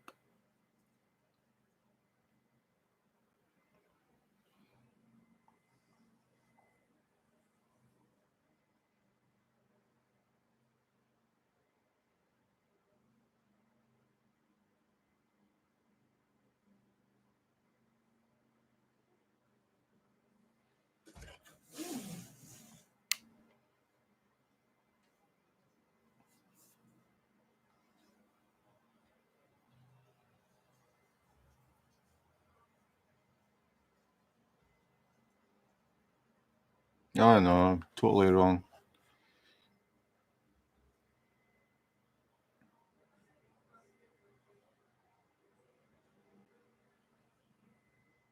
Yeah, it was Randall Spangler. My wife has got Universe in a Jar. She hasn't done it yet. So just in case there's anybody in that doesn't know this one, that's what it looks like. It's pretty cool. Plenty of colour in that one.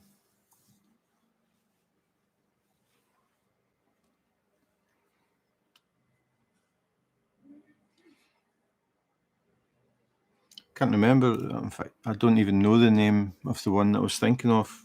It's a tiger and a woman and sort of rainbow effect. Don't even know what to look for. I've put in tiger. Search. Not that.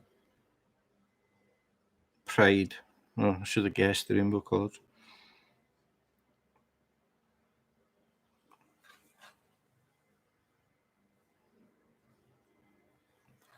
I think that one would look really cool if I can get the phone low enough. I like that. But I've got a stack, so I am not buying any more.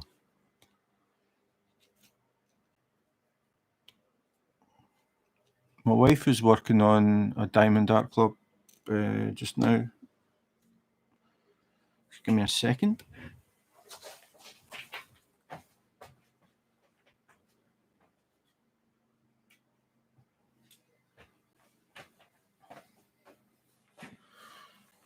Well, I don't mean she's working on it just now. She's working just now, but this is what she's working on. Summer Blooms, Diamond Art Club. That's a gift for her brother.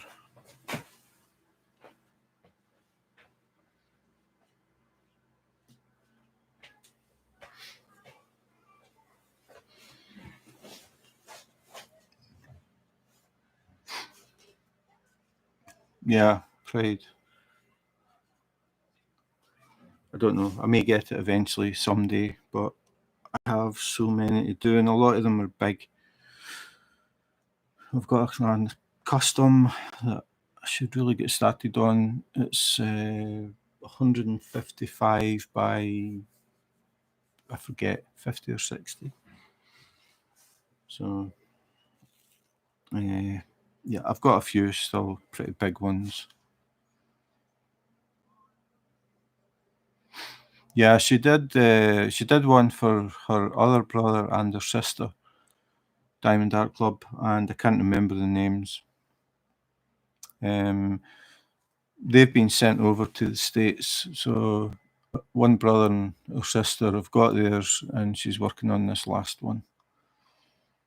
And then I think she's going to start working on stuff. We bought a few that we were thinking would look good in the living room. So we tend to try and buy things that mean something to us. So I think we've got 4, and we split them. We split them, but we didn't do it evenly. She's going to do 3, and I'm going to do 1. We keep saying we need to get them on the wall, so maybe we'll start them. It's going to be next year before we get into that. As I said, I'm going to be doing a Diamond Dots Christmas one. I don't know if I'll manage to squeeze in one of the smaller ones before we decide to do those.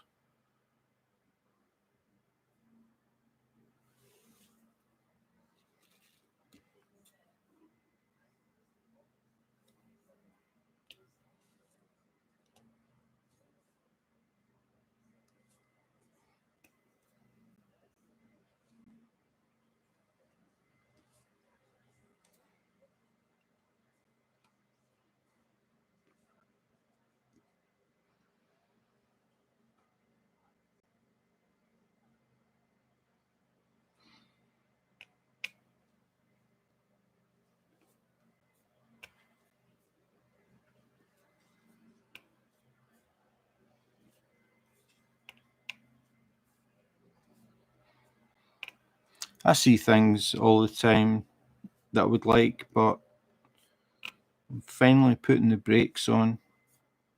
I decided to buy the Homecraftology ones though, because I'd heard or had seen little snippets that they had changed their canvas and their packaging. So I was thinking about that, and then they had a deal, I think it was last weekend, at the end of last week, something like that, where they were doing a buy one, get one free. So I went for it. So I got 2 for the price of 1. So it didn't feel quite as bad then.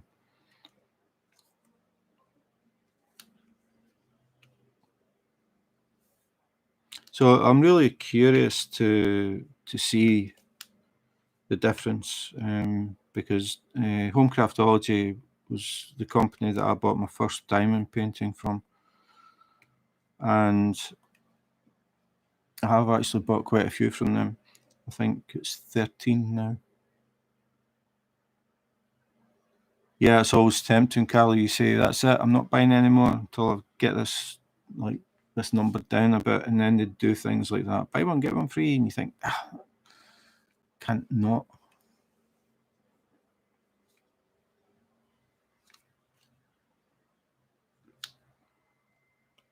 So yeah, as I was saying, I'm really curious to see how much they've changed. I bought one when they switched to poured glue, because they used to do only double-sided adhesive. So I was curious about that.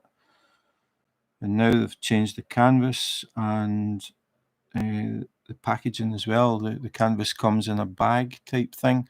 I think Craftably do that. It comes in like a long tie string bag. I think it was Craftably I saw them. I think it's grey.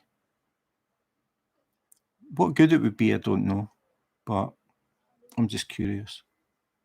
Like I am with everything, so that's why I end up doing all these videos.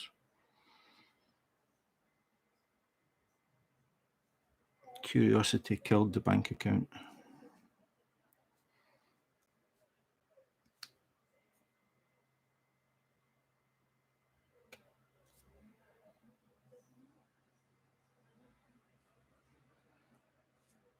Let's just double checking I'm doing the right number. Thankfully I was.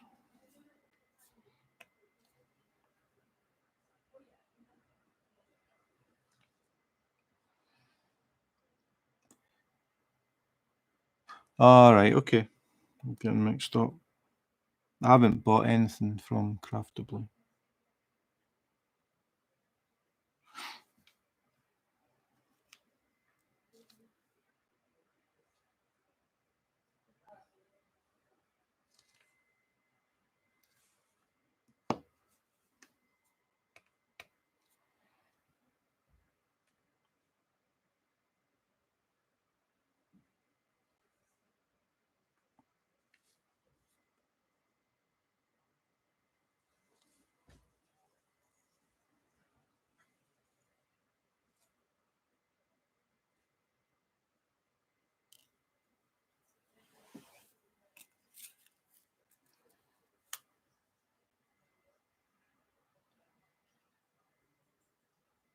Okay.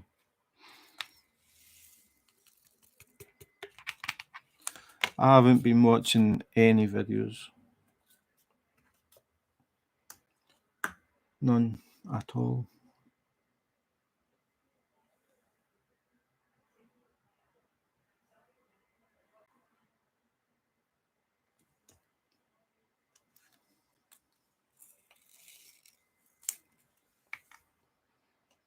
Oh, here's trouble. Hi, Chantel. Good morning.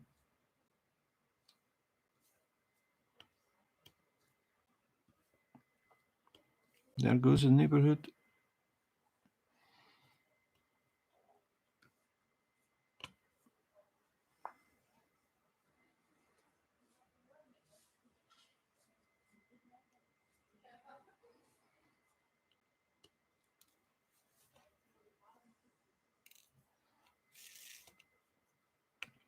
So, how's the weather in the mountains today, Chantel?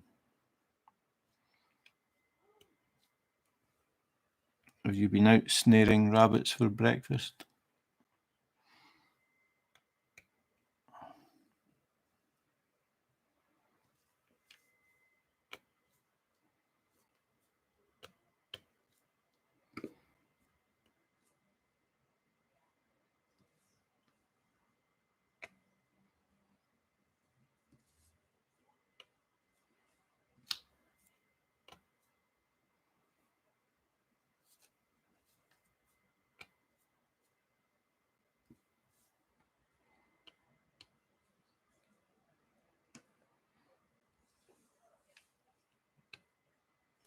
Whatever.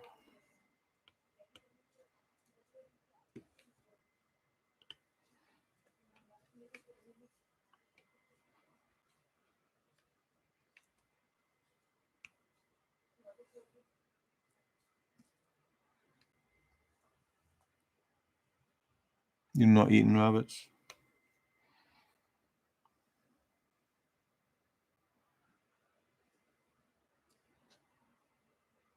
So, what do you normally have for breakfast, Chantel?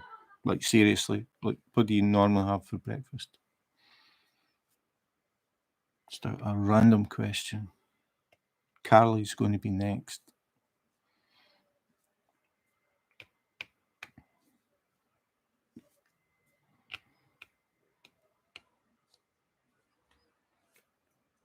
Do people still eat breakfast?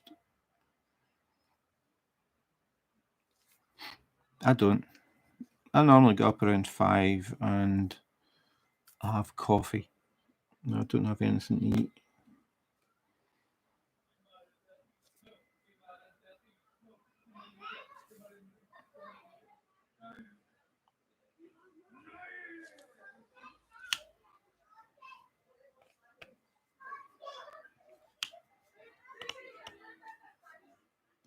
Don't know if you can hear that, but that's a class of little school kids going by with their teacher. Must have been away somewhere.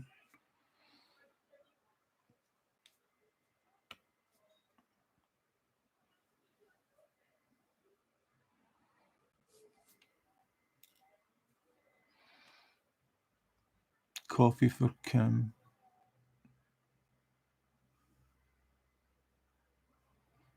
if you don't forget. Yeah, I don't forget because I don't eat well, I normally eat something about maybe 11 o'clock-ish, something like that. It's usually just some toast and some cold ham or something like that. I drink a lot of coffee, probably far too much. I've usually had, by the time I actually eat anything, I've normally had maybe 4 or 5 cups of coffee before I eat.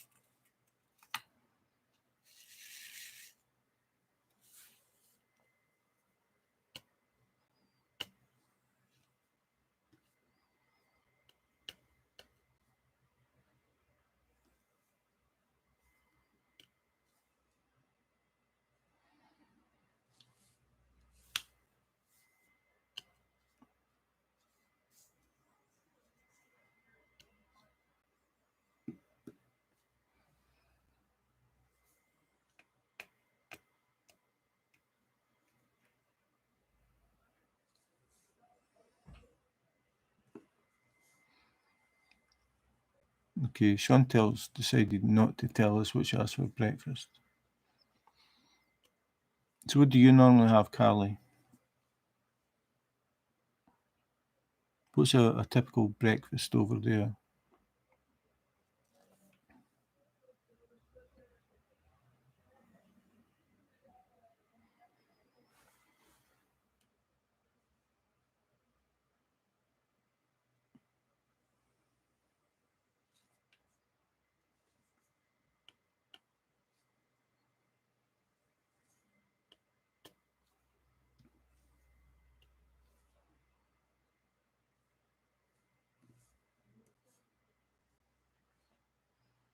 Cereal, toast with cheese. I don't have typical breakfast.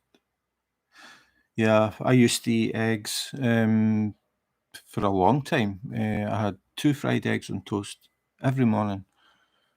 And then maybe, I don't know, 4 years ago, I started to get stomach cramps and feel ill every time I tried to eat fried egg.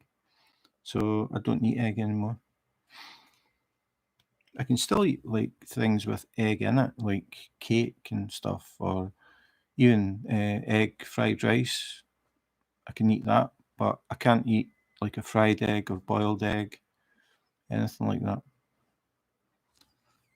I really enjoyed my fried eggs. Probably just ate too many. My stomach decided no more. And that was it. And I always thought eggs were meant to be good for you.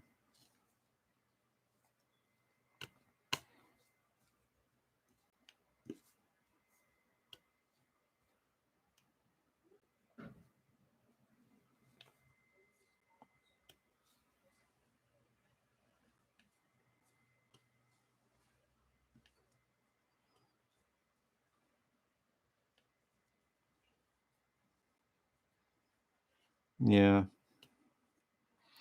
Every now and again, I think I'm going to just try one. And then I think, nah, I don't know. I mean, it's been years now since I've eaten a fried egg.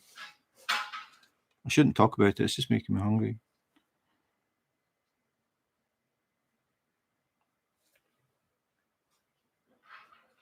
But it is about lunchtime. What time is it now? Nearly 1:30.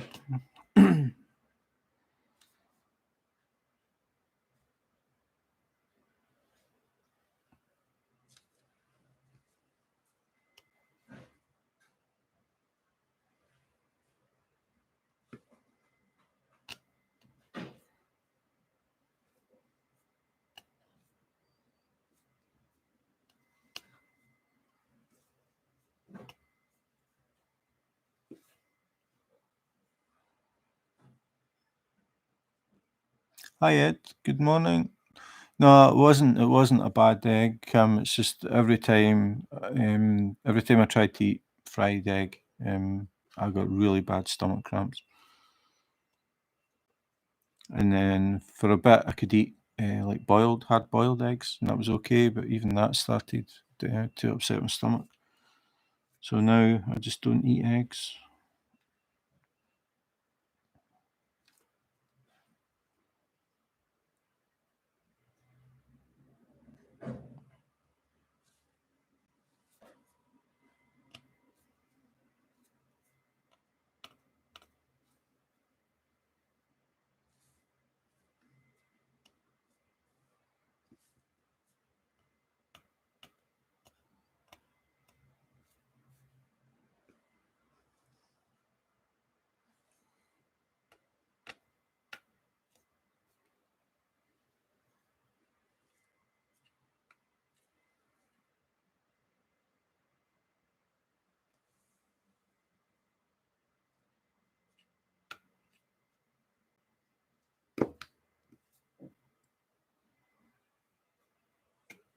So how's things, Ed?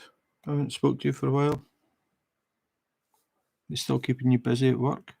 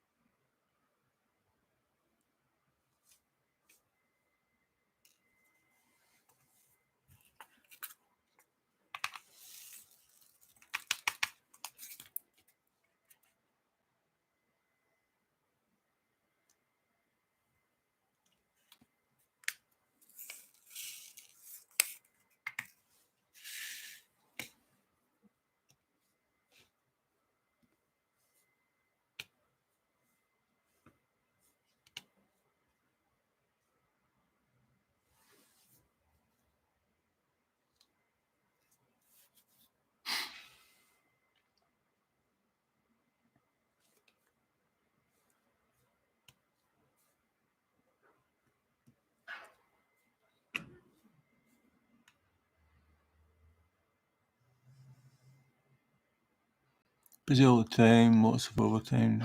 Oh, is it still vacation time? I thought in the States you only got like 2 days a year.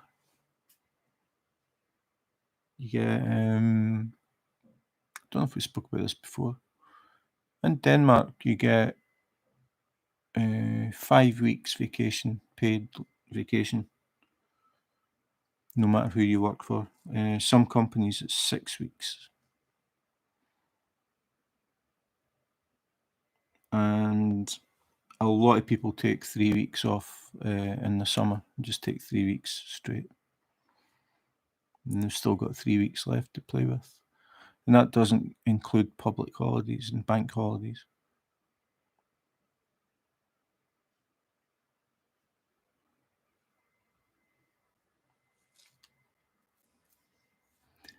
$20 is the legal 20, 4 weeks.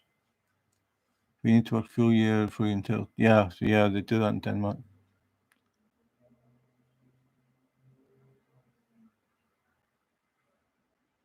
You can easily take 5 weeks. I don't know why, but I thought in the States it was something like 2 weeks leave a year. Don't know where I'm getting that from. I suppose, yeah, as usual, it depends where you work.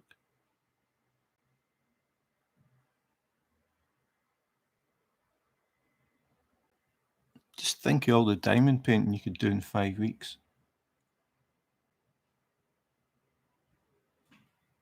400, right, okay.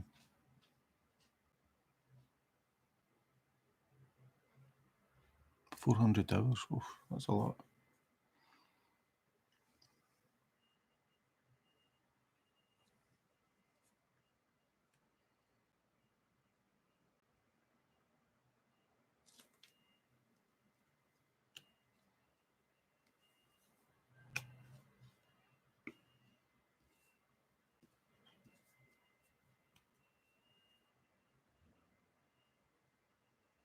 Are you using the placemats, Ed? You bought some placemats, didn't you?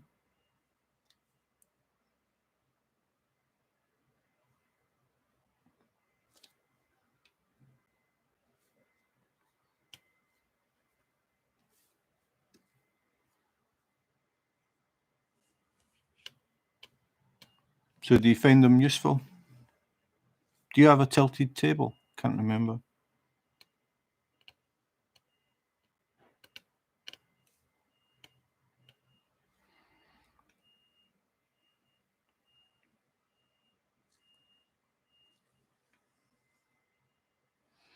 Keeps covered papers from coming out. Oh, it's a flat table, okay.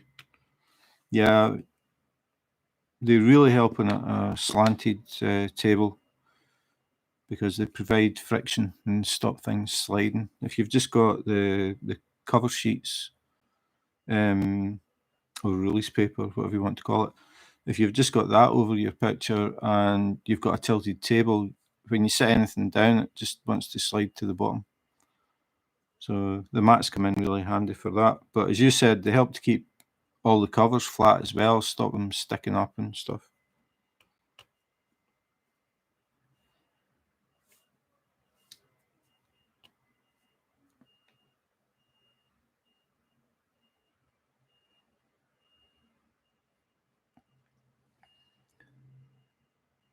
Well, Chantel's back. Her internet wouldn't work. You need to pedal faster, Chantel.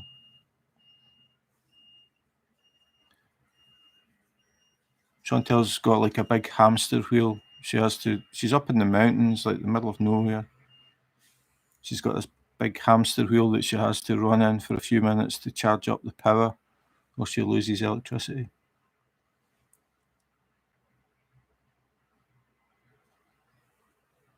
I find the drafting tables, for me anyway, definitely help because they're tilted up, which means you're not leaning over as much. And I was starting to get sore neck and back. When I started diamond painting, I was just using the dining room table, which was inconvenient because I was working on a 60 by 60, which took up like half the table, and then I would have to move everything when it was time for dinner. And then I did a 100 by 80, which took up even more of the table. But I was starting to get, like, more and more quickly, I was starting to get a sore neck, sore back, and decided to get one of these tables. And that just totally got rid of that problem. I don't have it at a massive angle, but it just makes that difference. You're not leaning or bending directly over the table.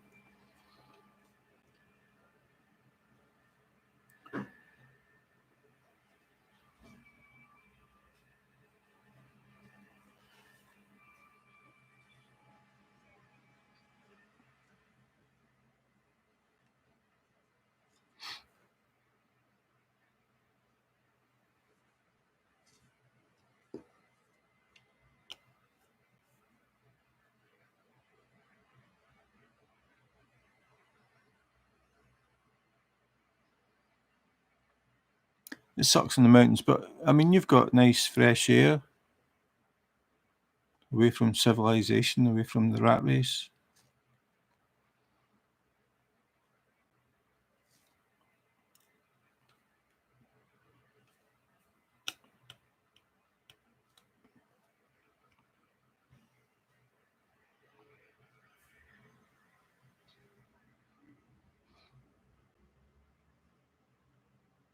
You'll be able to play your music as loud as you want without upsetting the neighbours.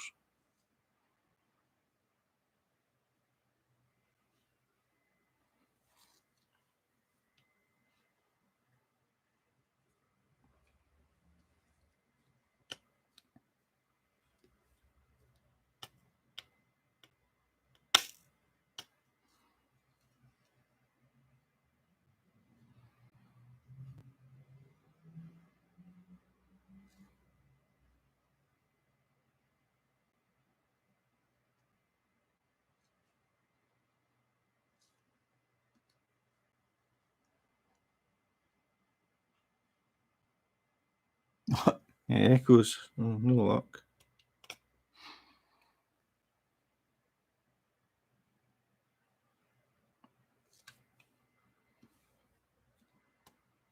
So, how close is the nearest store?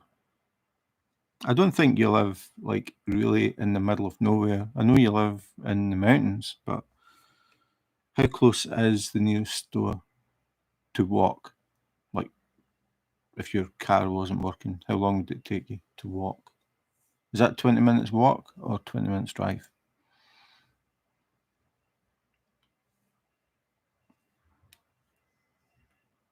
Yeah, to walk. Yeah, walk. It's like, like your feet. You sort of just put one in front of the other.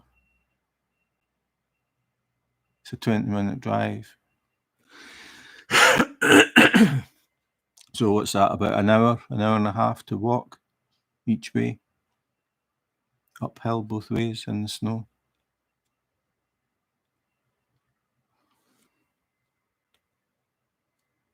Our store is 3 minutes walk.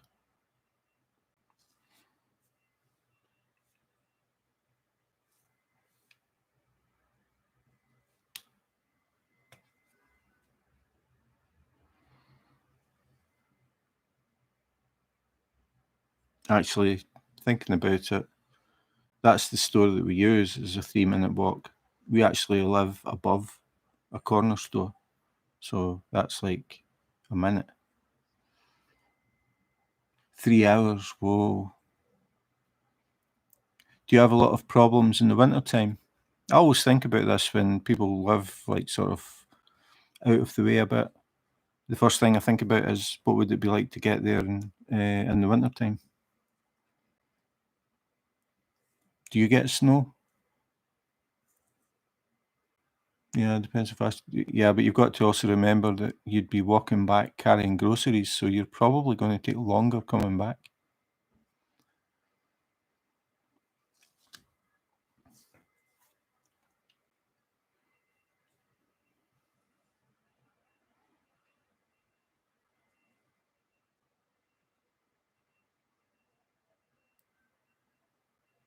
Yeah, see, that would sort of put me off living somewhere like that. I don't like the idea of being stuck somewhere where I get snowed in.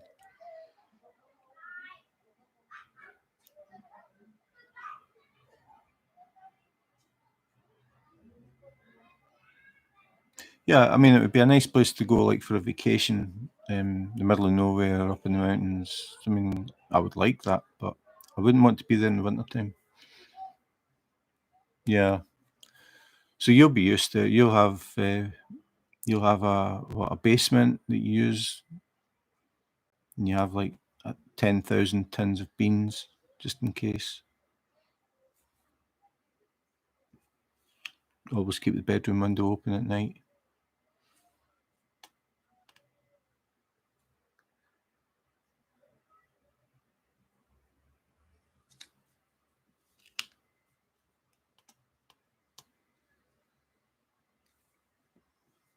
No basement. No. So you must have like some sort of storage room then, or is it the garage? I would imagine you must have to keep. I mean, if you're thinking that you might be snowed in for a week, it's quite a lot of stuff.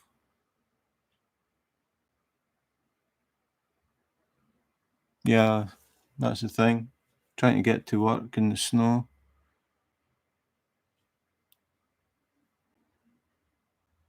No gat. Okay. Now I'm beginning to think that Chantel lives in a wooden log cabin with an outhouse, with a rope that goes from the house to the outhouse. So in the wintertime, when the snow is up to your neck, you can just follow the rope when you need to go. Is that getting closer to the picture? And a pair of tennis shoes beside the back door. Well, tennis rackets, I mean, adds shoes.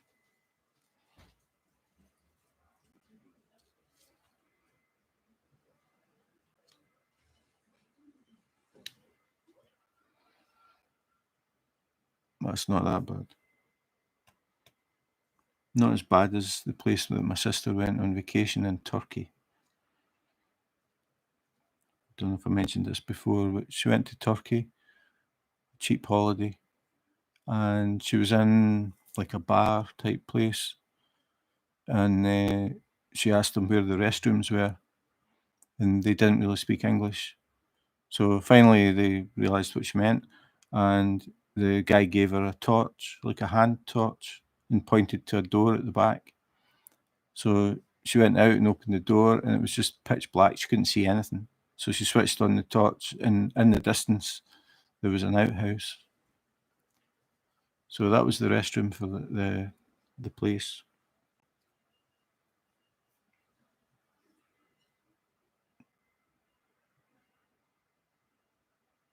Indoor toilet. Oh, okay. So it's not just go out with a shovel and dig a hole. That's good to know.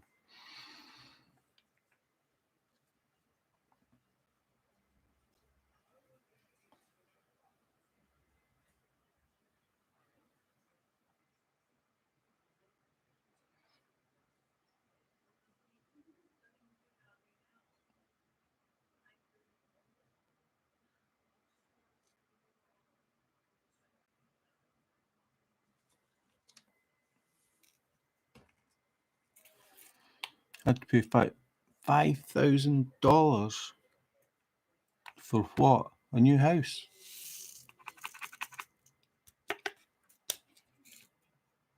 Oh, a water well. That's what I get for not reading comments.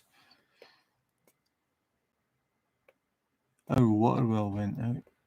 You actually have like a real well, like in Silence of the Lambs.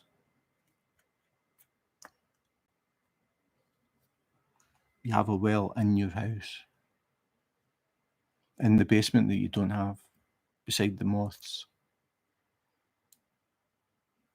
That's pretty cool. So you're taking it straight out of a well, like fresh water. It's not been treated. Do you have to pick the bugs and things out of it?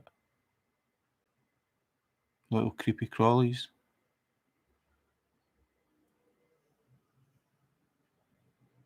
$5,000. That's a lot of money.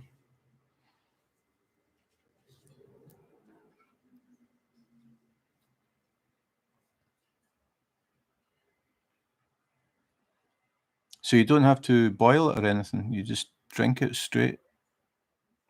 That's pretty cool. I take it it's filtered naturally through the rock.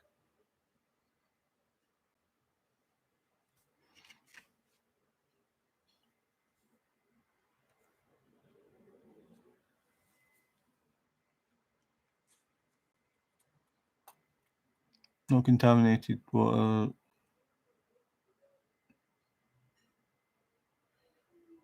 Yep. Yep.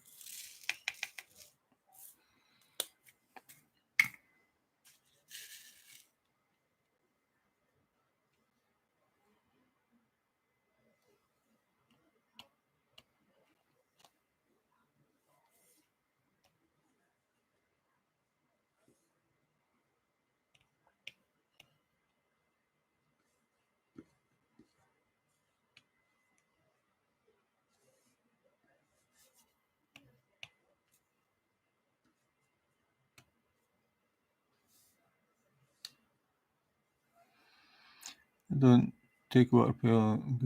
Oh, you don't?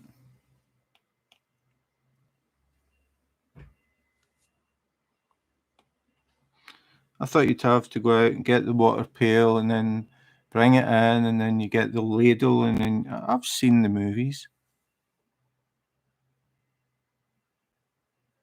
Ah, comes out of sink. So you live in a posh mountain house. Has plumbing.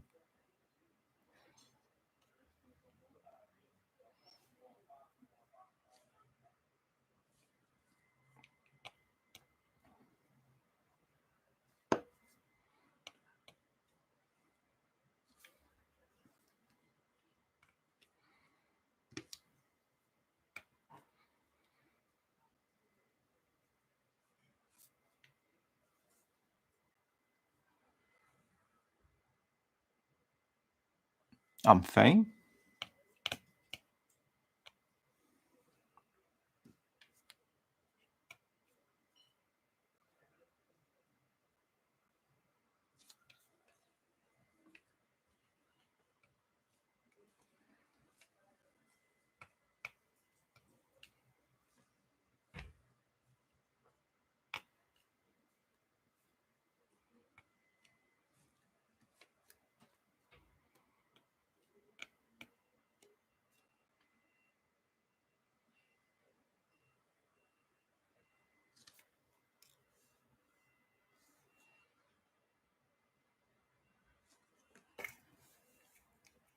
You've been on here for hours. Yeah, maybe it's just I'm going stir crazy. That's what it is. 2 hours and 55 minutes.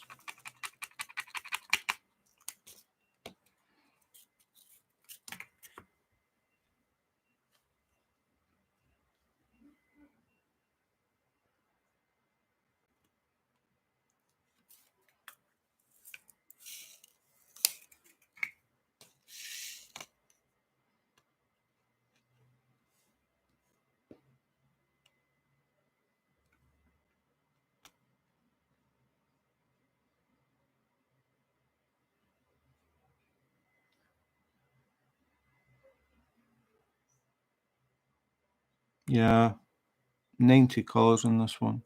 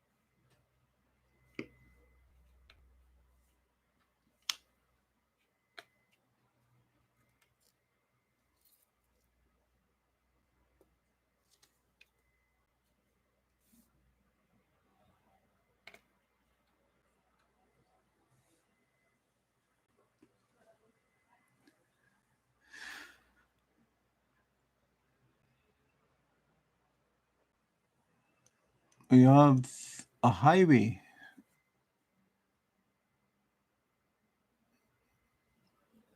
Yeah, they're not big on footpaths on highways.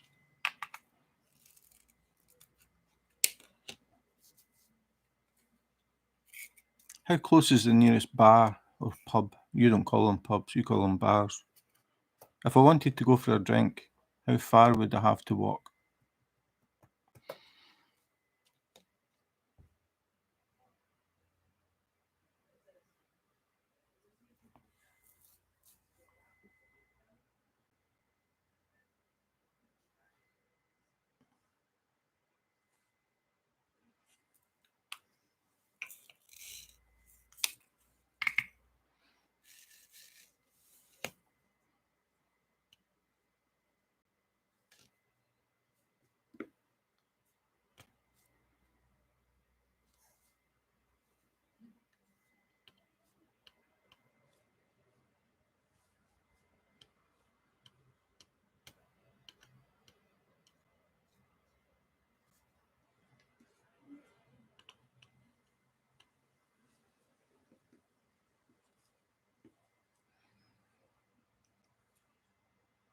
An hour. Okay, that's too far.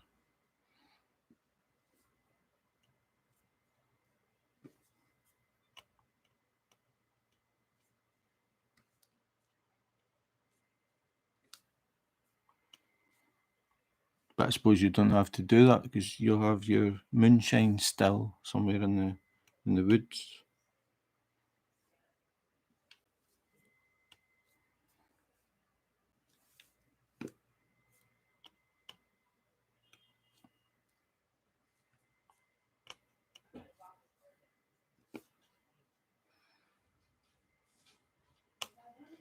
That's That's a good thing.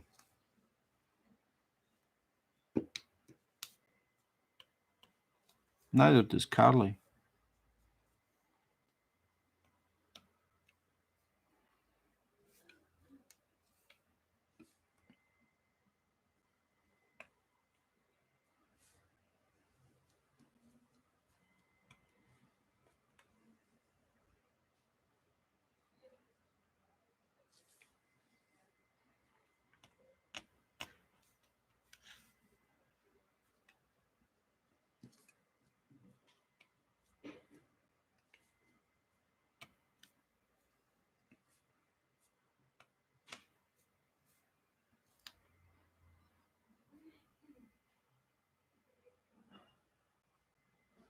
I've never tried anything like that.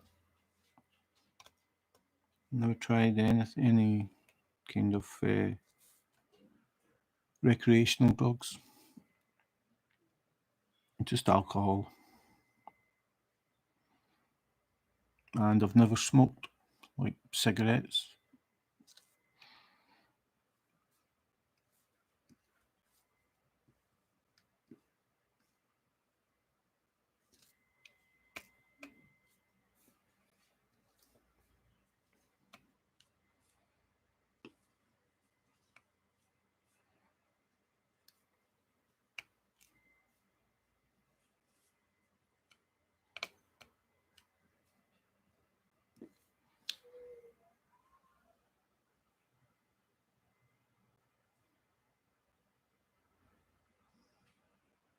Ah, okay. Well, that's good. It helps.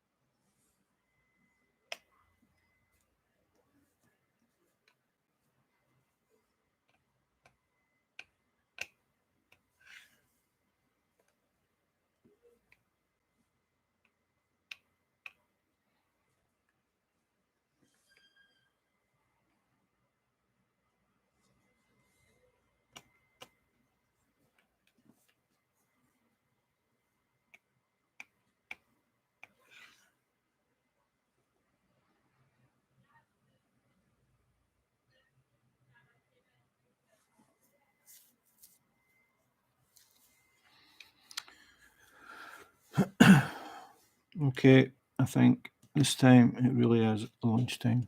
So I'm going to head off. Thanks for dropping in, and hope everybody has a good day. In the meantime, take care, be safe, and Chantel knows this, wash your hands.